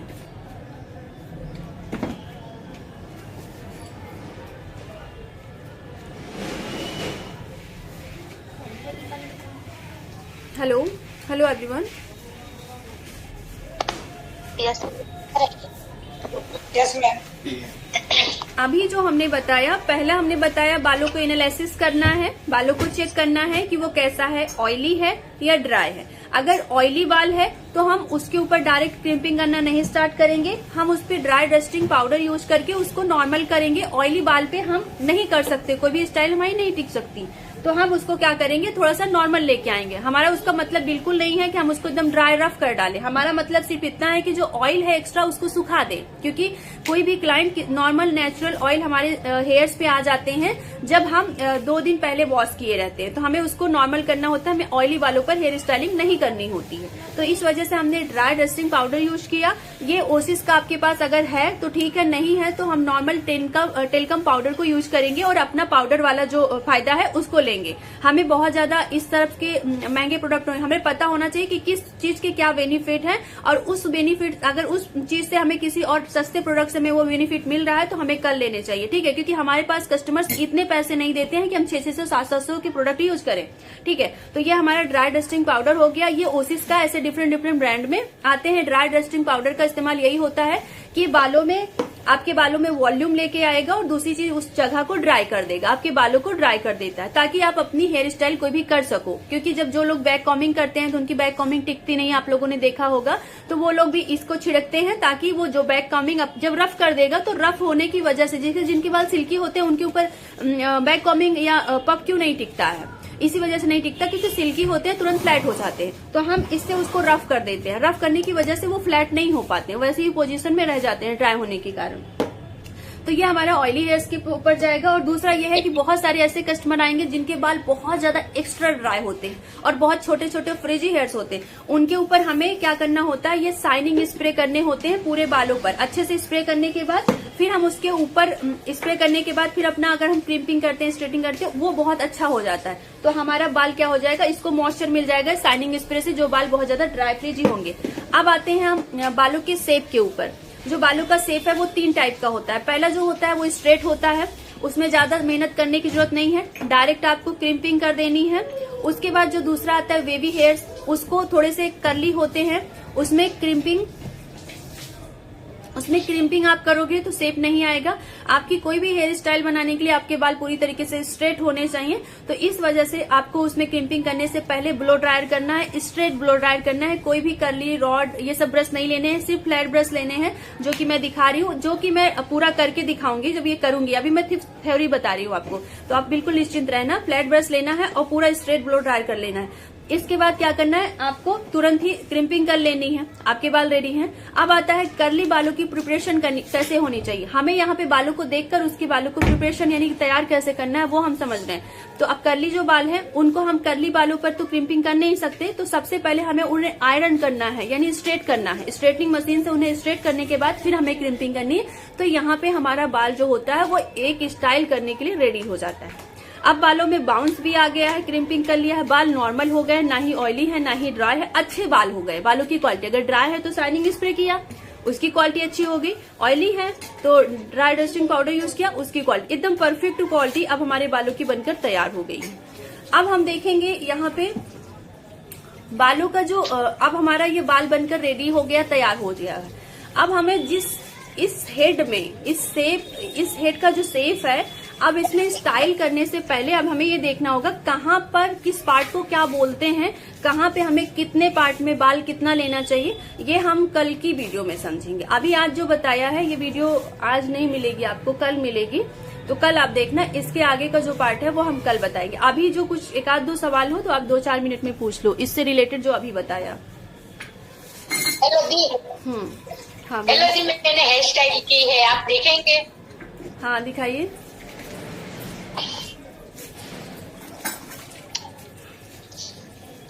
वो दिखाइए, हम भी देखे थोड़ा।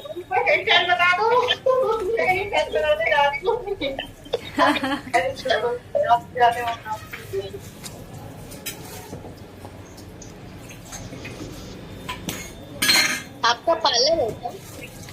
हाँ, मेरे फोन से पूछ लो, नंबर तो तुम्हें याद ही होगा। नंबर की बात की देखो, ये कैसा लगा था, मुझे ऐसा शूट करने के बाद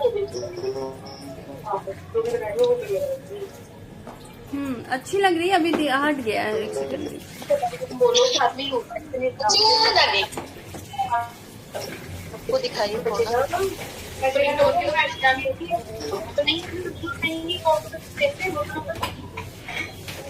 हाँ अच्छा किया हुआ है, अच्छा है। Hello ma'am. हेलो। हाँ बोलो बोलो। मैम, मुझे पूछना था। हाँ। मैम मुझे पूछना था कि आपने अभी जैसे बताया कि हेयर स्टाइल में पहले स्ट्रेटनिंग करते हैं बाल, फिर क्रिम्पिंग करने के बाद हेयर स्टाइल करते हैं, तो मैम ये जो टीवी सीरियल में जो सब दिखाई, जो भी लड़कियां या जो भी लेडीज दिखाते हैं उसमें ऐसे ही करते होंगे ना, पहले स्ट्रेटनिंग फिर हाँ वो सारी चीजें करते हैं ऐसे ही होता है। उसके बाद हेयर स्टाइल करते होंगे ना? हाँ सब ऐसे ही तैयारी करते हैं, तभी तो इतने अच्छे हेयर स्टाइल्स बनते हैं। और क्या आप लोगों की तरह सीधा सीधा उठाया लेके लपेट के परेशान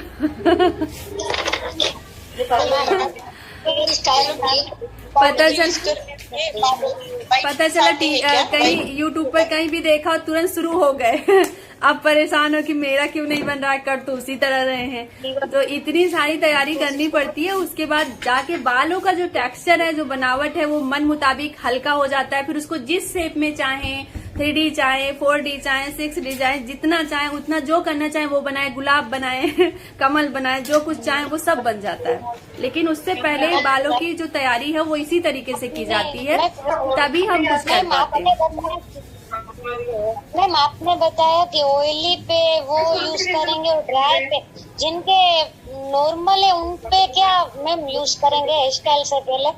देखो ये तो हो गई थी उसका। अगर ऑयली बहुत ज्यादा है तो हमने जैसा कहा नॉर्मल है, अगर नॉर्मल है तो कुछ नहीं करना। अगर जैसे किसी से, अब जैसे मेरे बाल हैं, ये मेरे बाल ना ड्राई लग रहे हैं ना ऑयली लग रहे हैं, तो मैं क्या करूंगी इस पे, ना ही मेरे बाल क्या लग रहे हैं, ना ही मेरे बाल कर्ली हैं, कुछ भी नहीं, मैं इस पे डायरेक्ट क्या करूंगी, क्रिम्पिंग कर लूंगी। ठीक है, अगर मुझे लगा कि थोड़ा बहुत ड्राई है क्योंकि स्ट्रेटिंग वाले बाल है, तो मैं हल्का सा शाइनिंग स्प्रे कर लूंगी। इससे क्या होगा कि बालों में एक शाइन आ जाने से, क्योंकि हम जब क्रिम्पिंग करते हैं तो हमारे बाल ना मैट हो जाते हैं पूरी तरीके से, शाइन नहीं होती। तो पहले जब हम शाइन किए रहते हैं तो हमारे बाल नेचुरल शाइन करते हैं, अच्छे वाले हेल्दी वाले बाल लगते हैं। अगर नॉर्मल है तो कुछ करने की जरूरत नहीं, डायरेक्ट क्रिम्पिंग करो। और अगर ऑयली है या ड्राई है तो आप उसके साथ प्रिपरेशन करो। मैम लोगों के बंद करो, बहुत शोर हो रहा है, करके सुनाई नहीं दे रहा है आप जो बोल रहे हैं। दूसरों को भी तो टाइम दीजिए पूछने का। हेलो मैम, हाँ हाँ, पाउडर यूज बाल व्हाइट तो नहीं दिखेंगे ना टैल्कम पाउडर यूज करने से बालों में? ऐसा नहीं है, पूरा सोख लेता है, कुछ भी नहीं। बस इतना है कि बहुत ज्यादा नहीं करना है, हल्के हल्के, जैसे ना इस तरीके से लेके हल्के हल्के हम दिखाएंगे आपको, इसका डेमो देंगे, मतलब क्लास करेंगे तो दिखाएंगे अच्छे से। अभी आपको बस इसको समझना, आप थ्योरी समझ रहे हो।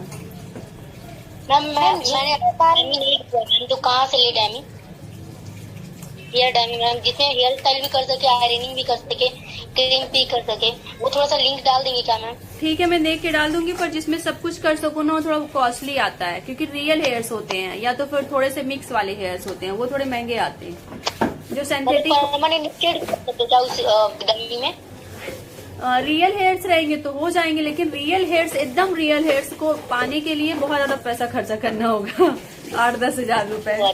कुछ ऐसा डाल दीजिएगा ना मैम, ताकि मैं खरीद सकूँ। ठीक है, ठीक हेयर यूज कर सकूँ। हाँ ठीक है, मैं डाल दूंगी, मैं डाल भी दूंगी। और जो लोग प्रोडक्ट लेना चाहती हैं, मैं आज मुझे याद आ गया, जो डिस्ट्रीब्यूटर्स हैं उनके हम, जैसे हो गया फैंटी ब्यूटी हो गया, और डिलेंसी हो गई, हुडा ब्यूटी हो गया, नार्स हो गया, मैं इनके जो नंबर्स हैं वो भी आपको दे दूंगी, तो आप मंगा सकते हो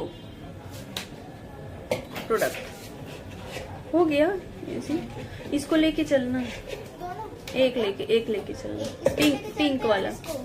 नहीं वो तो है ना घर पे, दो है, वो वहीं रहने दो, पिंक वाला लेके चलेंगे तुम। नहीं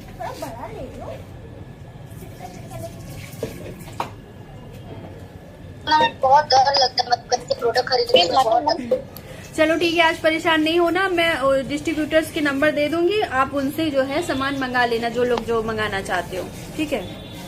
अगर डिस्काउंट के साथ मिलेगा, ओरिजिनल प्रोडक्ट मिलेंगे। हाँ बोलिए मैम, सही है, डिस्ट्रीब्यूटर का नंबर दे दीजिएगा। ठीक है, मैं दे दूंगी, तो आप लोग अपने हिसाब से मंगा लेना, चाहे वो स्ट्रेटनिंग मशीन हो, क्रिम्पिंग हो, XYZ जो भी चीजें हैं हेयर से रिलेटेड या मेकअप से रिलेटेड। मैम, रियल बालों वाले डमी कितने तक लाएंगे? हाँ, रियल बालों वाले डमी की रियल बालों की डमी कितने की आती है? वो 5,000, 7,000, 10,000, 15,000, 20,000, वो इसके ऊपर डिपेंड करता है। अगर छोटे बाल हैं, लेंथ कम है और कम बाल हैं, तो 5-7 हजार में भी मिल जाएगी। लेकिन अगर बाल काफी लॉन्ग हैं, रियल हेयर्स जो हमारे ओरिजिनल हेयर से बने होते हैं, अगर वो हैं, आप जान सकते हो कितने महंगे मिलते हैं बाल। तो अगर लंबे भी हैं और काफी ज्यादा हैवी भी है उसमें, तो फिर वो अच्छे खासे 15,000, 10,000, 12,000 तक भी जा सकते हैं। तो अगर रियल है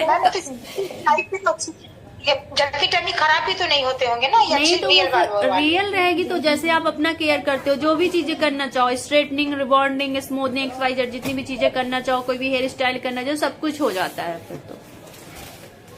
और वो खराब भी नहीं होते, शैम्पू करिए, कंडीशनर करिए, धुल करिए। हाँ तो ऐसे नॉर्मल लेते हैं मैम, उसको तो बहुत जल्दी खराब हो जाता है वो।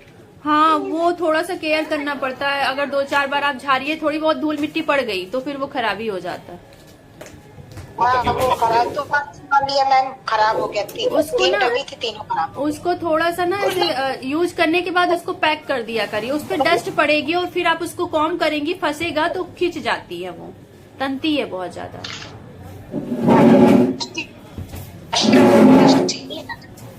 बढ़ जाती है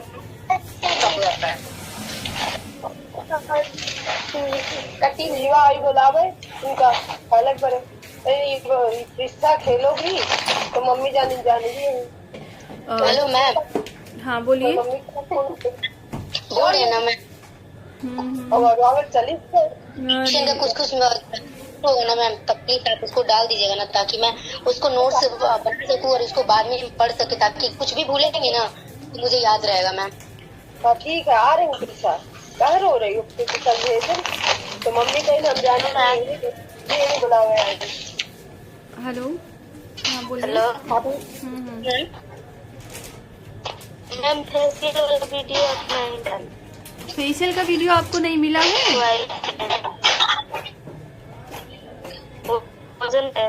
AYC वाला फेशियल।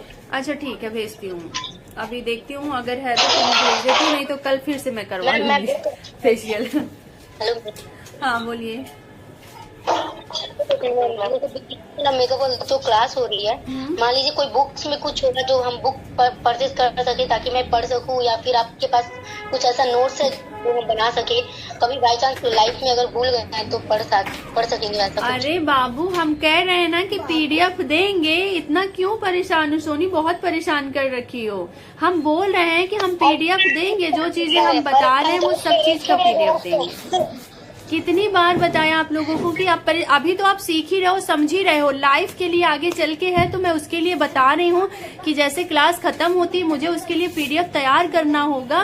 तैयार करके 2 दिन 4 दिन 5 दिन में हम आपको भेज देंगे। अभी तो आपको सब याद है ना। अभी आपको जो मुझसे पूछना है, जितना पूछना आप उससे मुझे पूछो, सीखो। वो लाइफ की बात है ना, तो लाइफ के लिए मैं बोल तो रही हूँ कि सर्टिफिकेट से पहले आपको PDF दूंगी, फिर सर्टिफिकेट दूंगी। क्यों इतना परेशान हो आप? अभी तो आप वीडियो देख नहीं पाए हो और फिर आप PDF के पीछे परेशान हो इतना। नहीं, इसलिए क्योंकि मैम एक्चुअली नोट्स बनाने में काफी अच्छा होता है, क्योंकि थोड़ा सा याद भी रहता है ना, तो इसीलिए। नोट थोड़ा सा याद, अभी तो वीडियो देख रहे, नोट्स बनाओ ना। बैठे बैठे हो किसके बाद क्या बता रही हूँ, किसके बाद बता रही हूँ, ये सारी चीजें आप नोट्स तैयार करो अगर आपसे तैयार करना है। बाकी जो नोट्स मैं दूंगी वो PDF आराम से शॉप पर जाओगे, निकल जाएगा, उस एक बुक बन जाएगी। उस बुक में हम बहुत सारी इमेज, ऐसे नोट्स मुझे टेम्परेरी आपको नहीं देना, मुझे वो PDF जो बनानी है उसमें बहुत सारी इमेज भी मैं शामिल, मैं ऐसे बनाऊंगी, मोबाइल से बनाऊंगी। मुझे इतना अभी समय नहीं मिला है, मैं रात में 1 बजे तक जागती हूँ, उसके बाद फिर मेरी आंखें नहीं खुलती हैं कि मैं और कुछ कर सकूं। मैं भी खुद मजबूर हूँ, दिन भर काम करती हूँ, उसके बाद क्लास लेती हूँ और फिर थोड़ा सा यूट्यूब भी देखना। अभी इतना समय नहीं मिल पा रहा है कि मैं PDF रेडी कर पाऊँ। जो मेरे पास अभी है PDF वो इतनी ज्यादा अच्छी नहीं है जो अभी आपको दे पाऊँ। आपने कम से कम 10 बार आपको कहा ना कि जैसे ही क्लास खत्म होगी वैसे मैं PDF रेडी करके आपको 2-3 दिन के अंदर दे दूंगी। क्लास खत्म हो जाएगी तो मेरा जो क्लास वाला टाइम है वो बचेगा, उस समय मैं PDF रेडी कर लूंगी। और अभी तो वीडियो आपके पास खुद अवेलेबल है, मैं लाइफ टाइम के लिए सेव कर रही हूँ वीडियो, तो इसमें ऐसी कोई दिक्कत होनी नहीं चाहिए। और PDF रही बात लाइफ टाइम के लिए, तो मैं वो दूंगी। जब मैं दूंगी तो आप कहीं भी साइबर कैफे से उसको प्रिंट निकलवा लोगे, 1 रुपए का 1 पेज निकलेगा। अगर 70 पेज होगा तो 70 रुपए का आराम से वो एक बुक बनकर निकल आएगी, आपको लिखना भी नहीं पड़ेगा। ओके, थैंक यू मैम, आप परेशान नहीं करूंगी। नहीं, अब नहीं करना, उनको गुस्सा लग रही है आवाज तो। मतलब इतनी बार बोला मैंने कि मैं दे दूंगी, मैं कहीं भाग नहीं जा रही हूँ। इतने दिन क्लास लेने के बाद इतना तो ट्रस्ट सबको होगा ना कि मैं ऐसे नहीं जाऊंगी। जितना जब आपको आपकी जितनी फीस ली उससे कई गुना ज्यादा मैं आपको सिखा रही हूँ, तो इतना यकीन रखो कि आज नहीं कल मैं आपको सब कुछ दूंगी, जितनी चीजें मैंने बोली है। हाँ बोलिए मैम, वो घबरा गई होगी। मैं क्या कह रही हूँ, आप कोई टेंशन मत करो, अच्छे से भेजना, चाहे 5 दिन लो चाहे 10 दिन लो, कोई दिक्कत नहीं है। आप 10 दिन बाद भेज देना, 15 दिन बाद, जब भी चले तब भी। जी ma'am, okay. Hello ma'am. Ma'am मैंने एक फोटो डाला है, देखिए ना, मेकअप की। अभी ग्रुप में। ठीक है, मैं ग्रुप में देख लूंगी। अभी अब मेरा टाइम हो गया है घर जाने का, और अब मैं PDF बना के अब छुट्टी लिया करूंगी तुम लोगों से। संडे की कह दूंगी, संडे की छुट्टी है, सरकारी छुट्टी होती है, तब तुम लोग सुधरोगे। जब थोड़ा सा टाइम मिलता है। फोटो डाली है अभी बहुत परेशान मैं। वो वाली मोबाइल में पहले नाम बताओ, कौन बोली? अभी सब लोगों से 2-2 मिनट मुझे कल बात करूंगी मैं, दिन में सब लोगों का फेस देखूंगी पहले, कैसे दिखते हो सब। मैम मैं नीतू बोल रही हूँ। नीतू, ओके जी।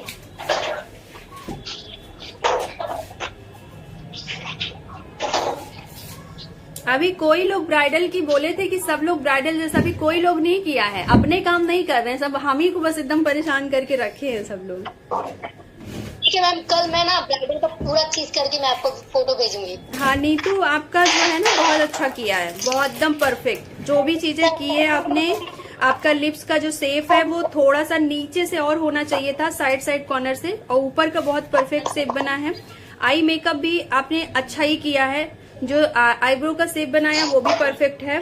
बिंदी आपने बड़ी लगाई है, इसको थोड़ा छोटा लगा दो। बड़ी बिंदी लगाने से ना आप ज्यादा मेच्योर दिखते हो, छोटी बिंदी से आप थोड़े से कम एज के दिखते हो।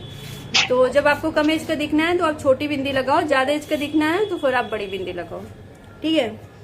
और बाकी आपने अच्छा किया हुआ है makeup, perfect.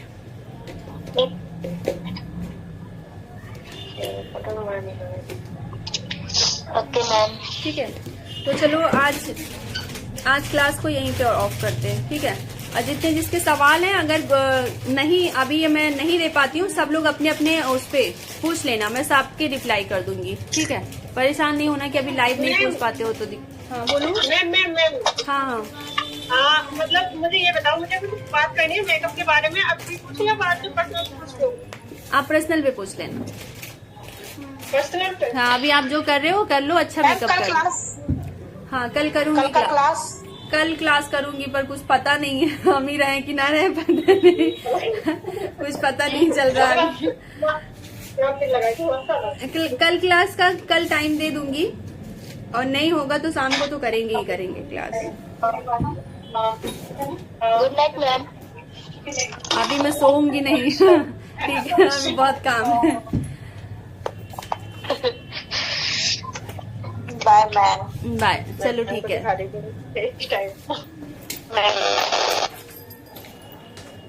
Good night ma'am. Face time हाँ दिखाओ। देखो गाड़ी वाले को आगे बाहर कॉल। परफेक्ट, नाइस, चाबी रख लो। अच्छा है। ये हमारे मैम, डॉक्टर मैम। ओ हाय हाय कैसा मेकअप हुआ है? रेनू ने कैसा मेकअप किया है? आज तो मैम ने खुद ही करा। नहीं, अच्छे लग रहे हो, कोई भी किया हो पर बहुत अच्छे लग रहे हो। आज आप ही को देखने वाले हैं सभी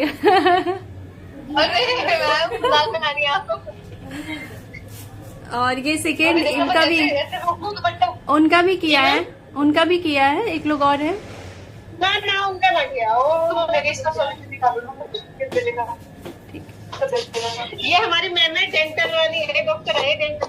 अच्छा, वो लग रही है, अच्छी लग रही है, बहुत सुंदर लग रही है। वो वैसे भी बहुत सुंदर है, पर जो मेकअप हुआ है वो भी बहुत सुंदर लग रहा है। हाँ, मैंने बस बहुत अच्छा किया है। ठीक है। नहीं, ये सबसे बड़ी बात है ना कि उस जिसको कितने मेकअप की रिक्वायरमेंट है उतना आपने दिया है। कभी कभी लोग अच्छे लोगों को खराब बना देते हैं, दिक्कत तो वहाँ पे होती है कल बता रही थी थोड़ा। ठीक है रेनू, अच्छे से कर लो, अच्छा लग रहा है। आपने जो दिन में मेकअप भेजा था वो भी बहुत अच्छा था, मैं ग्रुप में शेयर करूंगी। आपने बहुत अच्छा मेकअप किया हुआ। मैम मुझे ना कुछ ना मेकअप में थोड़ी सी मुझे कमी सी नजर आई थी, वो पूछ रही है। हाँ, तो मुझे ऐसे फ्रंट से भेजना, साइड से थोड़ा सा था तो उतना क्लियर नहीं आ रहा था, पर वो उसमें अच्छी लग रही थी। वैसे मेकअप में कोई कमी नहीं थी, लेकिन ना थोड़ा सा मुझे करते टाइम में लगा था कि मतलब मुझे लगा इस वजह से मैं वो दूर करना चाह रही हूँ। अच्छा, ठीक है, तो मुझे फोटो भेजना, फिर मैं एक्चुअली क्या था, मतलब मुझे ये पूछना था कि जैसे पूरा बेस बना दिया, ठीक है, उसके बाद हमने पाउडर को, मतलब जो फिक्सिंग पाउडर था वो भी लगा दिया। अगर हमें जरूरत पड़ी कि हमें थोड़ा सा बेस और लगाना है तो क्या लगा सकते हैं? लगा सकती हूँ, पर आजकल के मौसम में नहीं लगा सकती हूँ, इसलिए पहले सोचना है। हाँ, आज जो हुआ है वो ये तो हुआ है थोड़ा सा कि वो पाउडर लगाने के बाद थोड़ा सूखा सूखा हो गया बेस। और जब मैंने कलर का फाउंडेशन लगाया था तो सॉरी वो जो बेस लगाया फिर से, तो मैच करने में थोड़ी सी दिक्कत होती है। हाँ, वही प्रॉब्लम। गर्मी होती तो चल जाता, लेकिन ठंडी है ना तो थोड़ा सा वो ड्राई बेस उतना अच्छा नहीं दिखता, फिर बहुत फ्लॉलेस नहीं दिखता है, वो थोड़ा सा ऐसे रफ सा दिखता है। तो इसमें जो वो टेम्पो मतलब फाउंडेशन है ना, वो लिक्विड है, उसे लगाने में भी बहुत दिक्कत हो रही है। तो उसे कोई फाउंडेशन के साथ थिक कर लो ना, कोई भी फाउंडेशन फेयर कलर का हो उसके साथ उसको मिक्स कर लो, एकदम डायरेक्ट वैसे नहीं लगाओ। हाँ, वो मैं डायरेक्ट लगा रही हूँ ना, तो मतलब बहुत ही पतला है, वो तो एक दूस वाला है ना। हाँ, तो इस वजह से उसे टप टप करके लगा रही हूँ ना। उसके बाद फिर जब मैं उसे सेट कर रही हूँ तो जो अंदर वाला बेस है ना हल्का सा वो भी छूट रहा है मतलब लगाने से। अच्छा, नहीं ऐसे फाउंडेशन टूटते तो बोलते चार्जिंग स्प्रे यूज कर सकते हैं उसमें। वही तो है बस aggressive। हाँ मैम, हेलो, हाँ बोलिए। बोल रही हूँ ये जो बोल रहे हैं कि मेकअप ड्राई हो रहा है तो उसमें कुछ चार्जिंग स्प्रे भी यूज किया जाता है ना? हाँ, शाइनिंग वो हाइड्रेटिंग स्प्रे अगर यूज कर लेती जो मैक का प्रिप एंड प्राइम है तो हो जाता है, लेकिन जो बेस जो इतना फ्लॉलेस बनता है वो उतना नहीं आता, क्योंकि हमने सेट कर दिया उसके ऊपर बहुत सारे, वो जो हम चाहते हैं अपना मन चाहा बेस वो नहीं बन पाता है। करने को हम कुछ भी कर सकते हैं, ऐसा नहीं है, लेकिन बस वही चीजें होती हैं कि जैसे आप उसके ऊपर एक कोडिंग करोगे तो उतना अच्छे से नहीं आता, पर कर सकते हो। जैसे हाइड्रेटिंग स्प्रे आप मार देते और फिर तुरंत ही उसको ब्लेंड कर देते, फिर उसके बाद एक बेस लगा देते, तो जो पाउडर था वो अपने आप ही एब्जॉर्ब हो जाता। तो अगर कभी भी दिक्कत ऐसी हो तो फिर आप ऐसे हाइड्रेटिंग स्प्रे मारो, उसके ऊपर सेटिंग स्प्रे जो होते हैं उनको मारने के तुरंत बाद ही उनको ब्यूटी ब्लेंडर से ब्लेंड करो, ठीक है। और फिर उसके बाद अपना कोई भी फिर फाउंडेशन लेके फिर उससे सेट कर दो, फिर लूज पाउडर से सेट करो। तो जो पाउडरी जैसा था वो आपकी जो सेटिंग हाइड्रेटिंग स्प्रे था वो कहीं ना कहीं उसको लॉक कर देता है, मैट कर देगा। अगर आप डायरेक्ट सेट किए हो और फिर फाउंडेशन लगा दोगे तो कहीं ना कहीं थोड़ा सा ड्राई हो जाता है। हाँ मैम, ड्राई हो जाता है थोड़ा सा, पर कोई बात नहीं, ड्राई तुरंत लगता है, थोड़ी देर बाद स्किन मॉइस्चर को छोड़ती है, वो अपने आप सेट हो जाएगा, उसके लिए टेंशन वाली बात नहीं है, ठीक है। बाई चांस हो गया है तो टेंशन की बात नहीं है। जब ऐसे जाएंगी बहुत सारे लाइट्स वगैरह होगी ना सामने से तो ऑटोमेटिक वो थोड़ा सा मॉइस्चर स्किन से आएगा तो अपने आप सेट हो जाएगा, ठीक है। तो अभी अब बहुत लेट हो रहा है, आपको जो भी कुछ पूछना हो ना आप पूछ लेना पर्सनल पे। अब मैं जो है क्लास को एंड करूंगी, ठीक है। नहीं मैं बस यही दो बातें थी, थोड़ा बहुत टेम्पो वाले फाउंडेशन की और थोड़ा ये जो पाउडर के बाद अगर बेस लगाना चाहे तो बस ये दिक्कत है। टेम्प को सिर्फ और सिर्फ एक आप समझ के रखो। देखो जब हम एयर ब्रश मेकअप करते हैं तो एयर ब्रश को सबको पता है कि उसकी कवरेज नहीं होती है, उसको हम सिर्फ शाइन के लिए नेचुरल के लिए करते हैं, तो उससे कभी भी हम कवरेज नहीं पाते। इसीलिए तो जब भी हम कोई भी एयर ब्रश मेकअप करते हैं तो पहले पूरे अपने बेस बनाते हैं, ऊपर से हम देते हैं ना, तो सिर्फ हमारा मकसद तो यही है। उसमें क्या होता है, मशीन से तो वो ऊपर होता है, लेकिन जब वो हम उंगली से लगा के थोड़ा सा ब्यूटी ब्लेंडर से टचअप करते हैं ना तो उसके साथ में थोड़ा सा वो अब देखो तो करने में ना इसको क्या करना है, इस वाले को आपको ब्यूटी ब्लेंडर लेना है, ठीक है। ब्यूटी ब्लेंडर को उस फाउंडेशन में ऐसे ऐसे डीप करना है, ठीक है।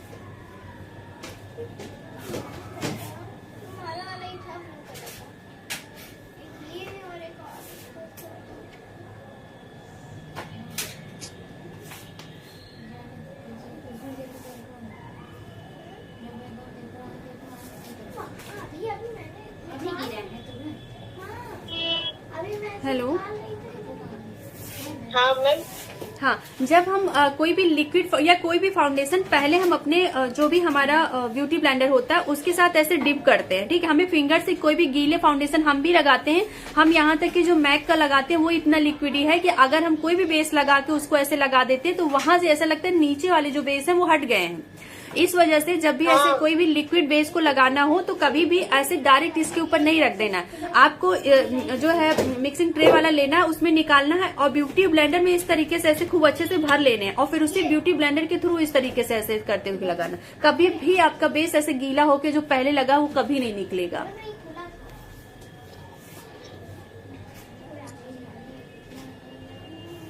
हेलो, हाँ जी मैम, ऐसे रेनू आपकी वीडियो यस मैम, आवाज आ रही थी। तो जब भी हम कोई भी ऐसे लिक्विड वाले प्रोडक्ट यूज करते हैं जो थोड़े से ऐसे गीले से होते हैं तो वो अगर हम डायरेक्ट रखते हैं तो ऐसा हमें फील होता है कि जो अंदर का बेस लगाया वो निकल गया हो, बिल्कुल खाली हो गया, यहाँ तक कि करेक्शन भी किया वो भी खाली हो गया। तो उसको डायरेक्ट ऐसे ना रख के बल्कि हाथ पर या कहीं पर निकाल कर और ब्यूटी ब्लेंडर को इस तरीके से करके जितना हो सकता है उसमें जाएगा और वही ब्यूटी ब्लेंडर आपको ऐसे इस तरीके से ब्यूटी ब्लेंडर करना हो गया और फिर पूरे फेस पर लगा लेना। इस तरीके से बेस भी लग जाएगा, आपका जो पहले वाला बेस है वो हटेगा भी नहीं और एक स्मूथ जो बेस है वो बनकर तैयार हो जाएगी। जो आपका मन चाहा जो चाहिए कि एक साइन भी आ जाए, हमारा बेस भी ना हटे, अंदर से लिक्विडी भी ना लगे, वो सारी भी प्रॉब्लम सॉल्व हो जाएगी। ठीक है, यही करना है। ठीक है मैम, ठीक है, चलो आज के लिए गुड नाइट। आप सब लोग जाओ, खाओ पियो और आराम करो, कल मिलते हैं। ठीक है, good night ma'am. Good night. Bye ma'am. Good night ma'am. Good night ma'am. Good night.